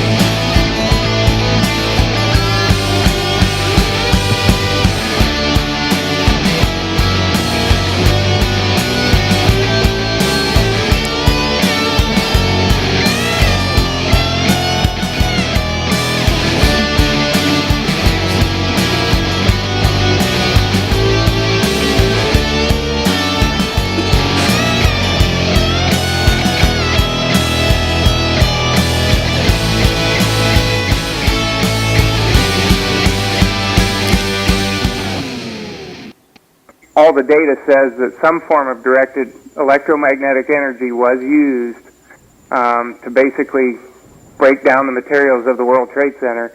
And the connections that Jones has between the cold fusion experience that everybody can read about in Dr. Malov's book and with what's going on right now with the 9/11 situation, it's just a mirror image of him muddling up and then, trying to get public opinion against, whoever his target is. In this case, it's Dr. Judy Wood. In the previous case, it was Pons and Fleischmann.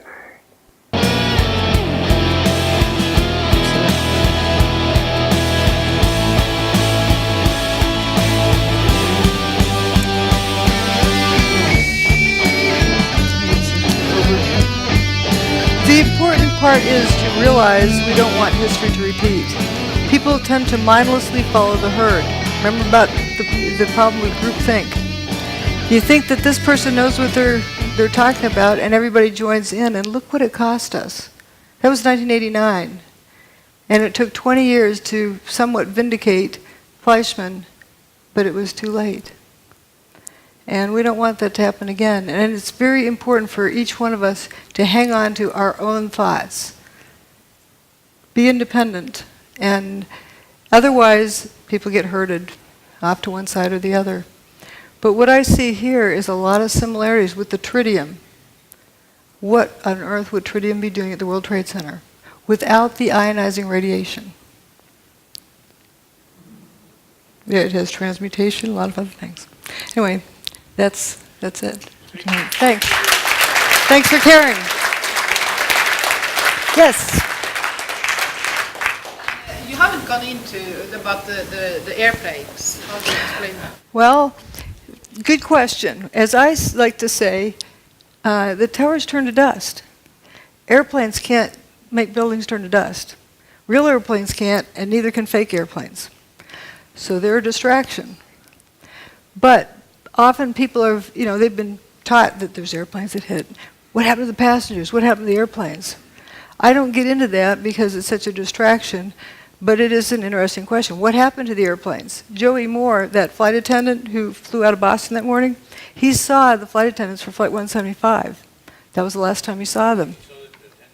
The flight attendants that were on 175, he saw them that morning in Boston, the ones that supposedly ended up in the South Tower, that plane, Flight 175. They didn't really go in the plane.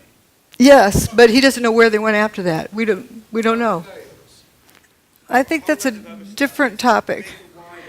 What I'm talking about here today, I'm presenting evidence of what happened. Not theories, not ideas, but evidence. And that evidence, the silver lining in that horrible cloud, is that it is a demonstration of free energy technology.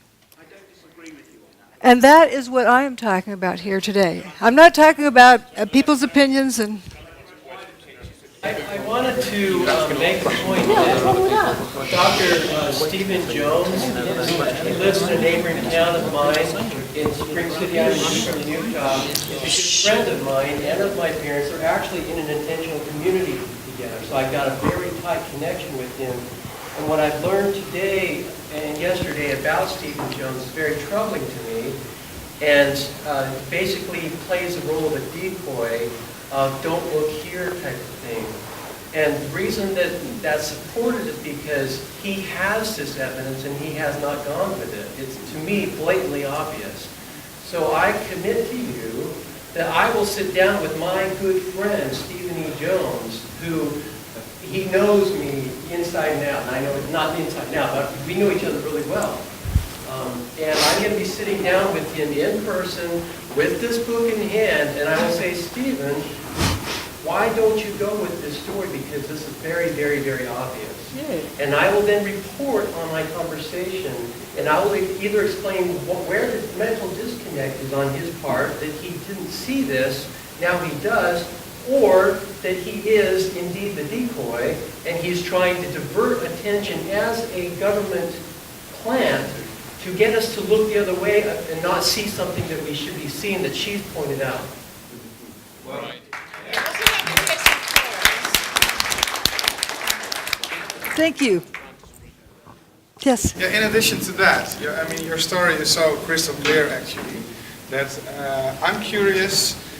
I can see that you don't get staged on mainstream television. Okay. But the interesting thing is and to see where you get staged in the alternative media. Because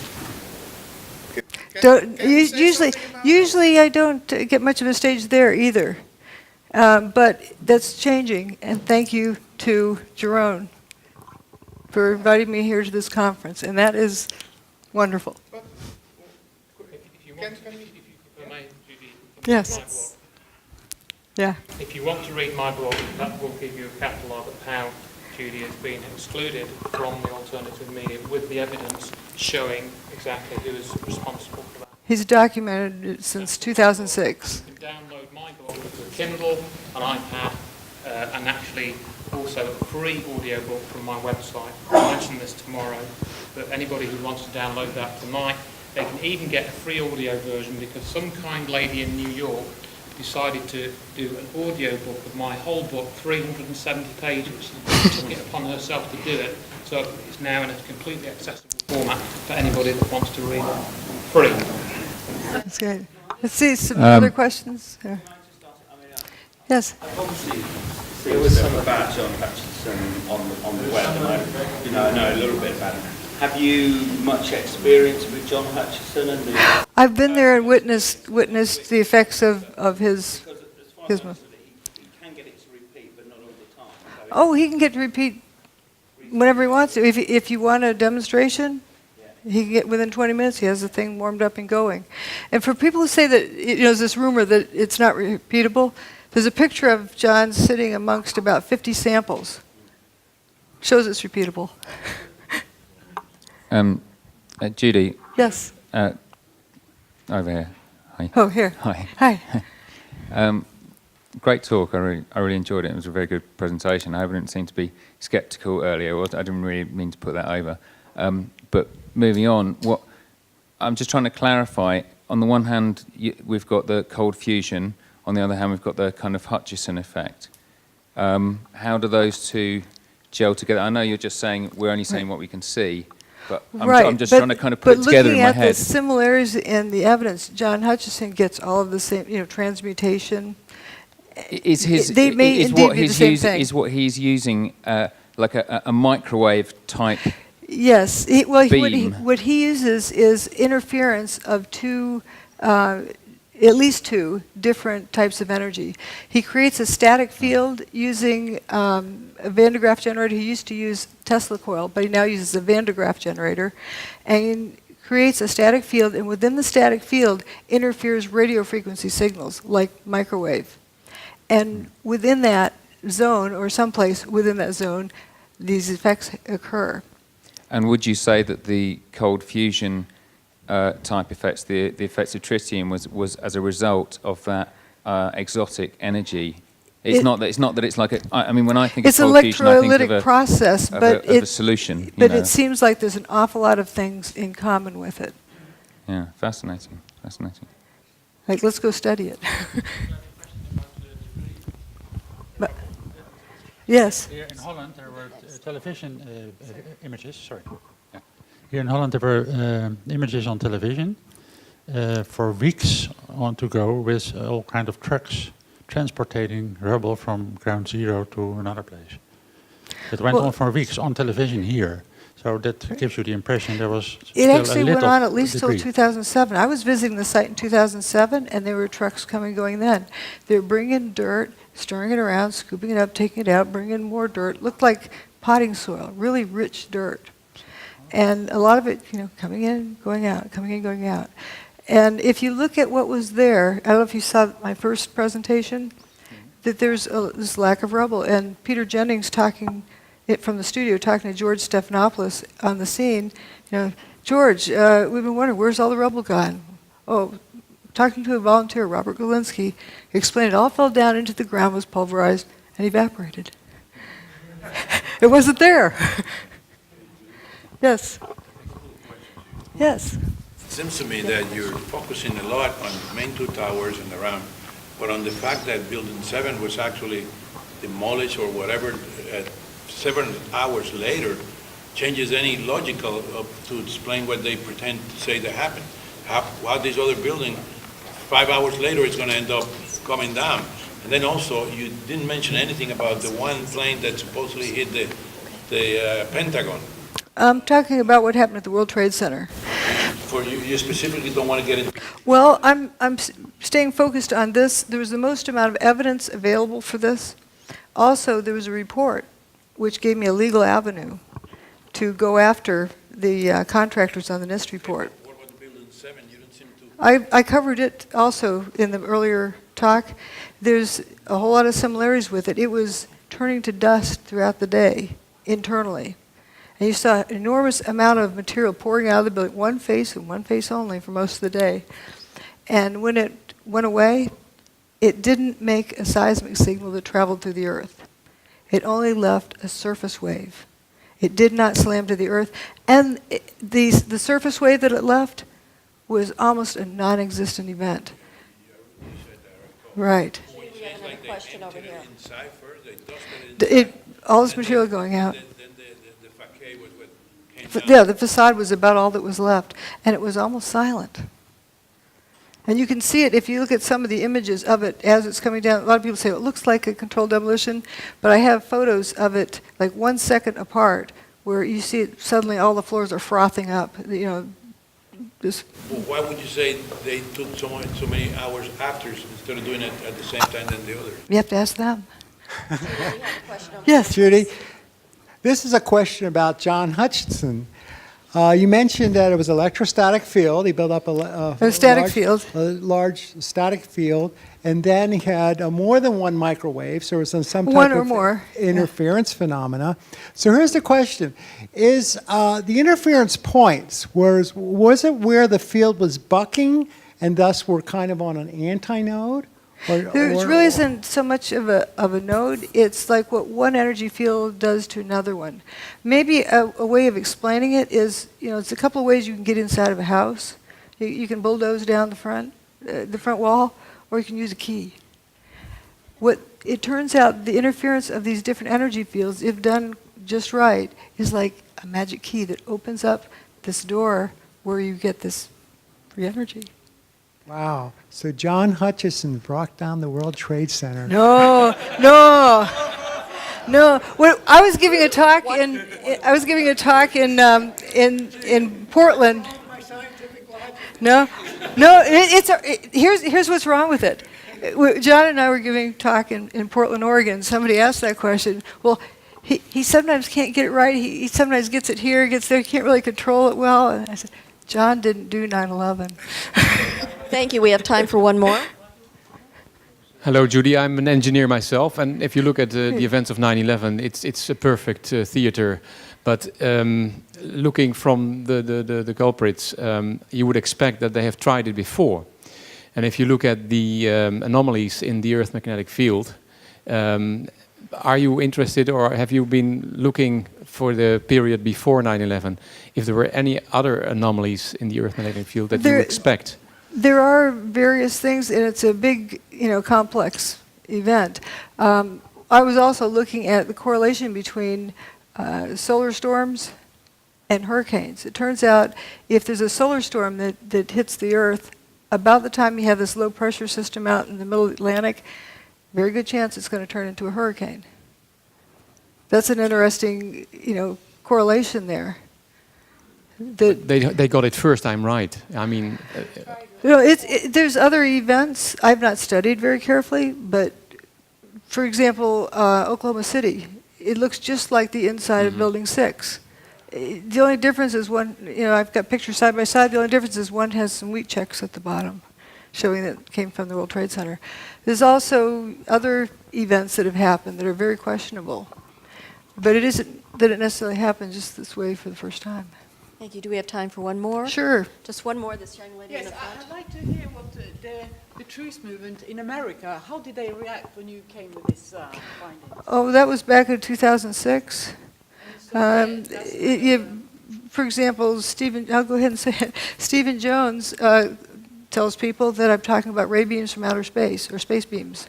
He's also the person that coined the term cold fusion for ridicule. It's not really the typical fusion. It's a different kind of process. And that helped sink it. And I remember an interview with Martin Fleischmann. He was asked if he had any regrets. He said, yes, letting my competitors call this cold fusion. Yeah, I never let people call it space beams, but I don't get on the air and somebody else does.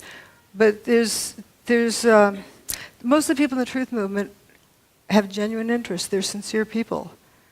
But there's collection agencies, I call them. They collect people, render them useless, keep them out of trouble. And anytime we get pulled into a group, or like what somebody recently told me, if you find yourself on a garden path, leave the garden.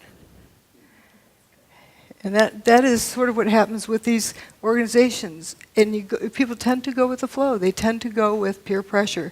Let's have a vote about whether or not to trash somebody's career. Instead of what did these guys find? Let's go look at it.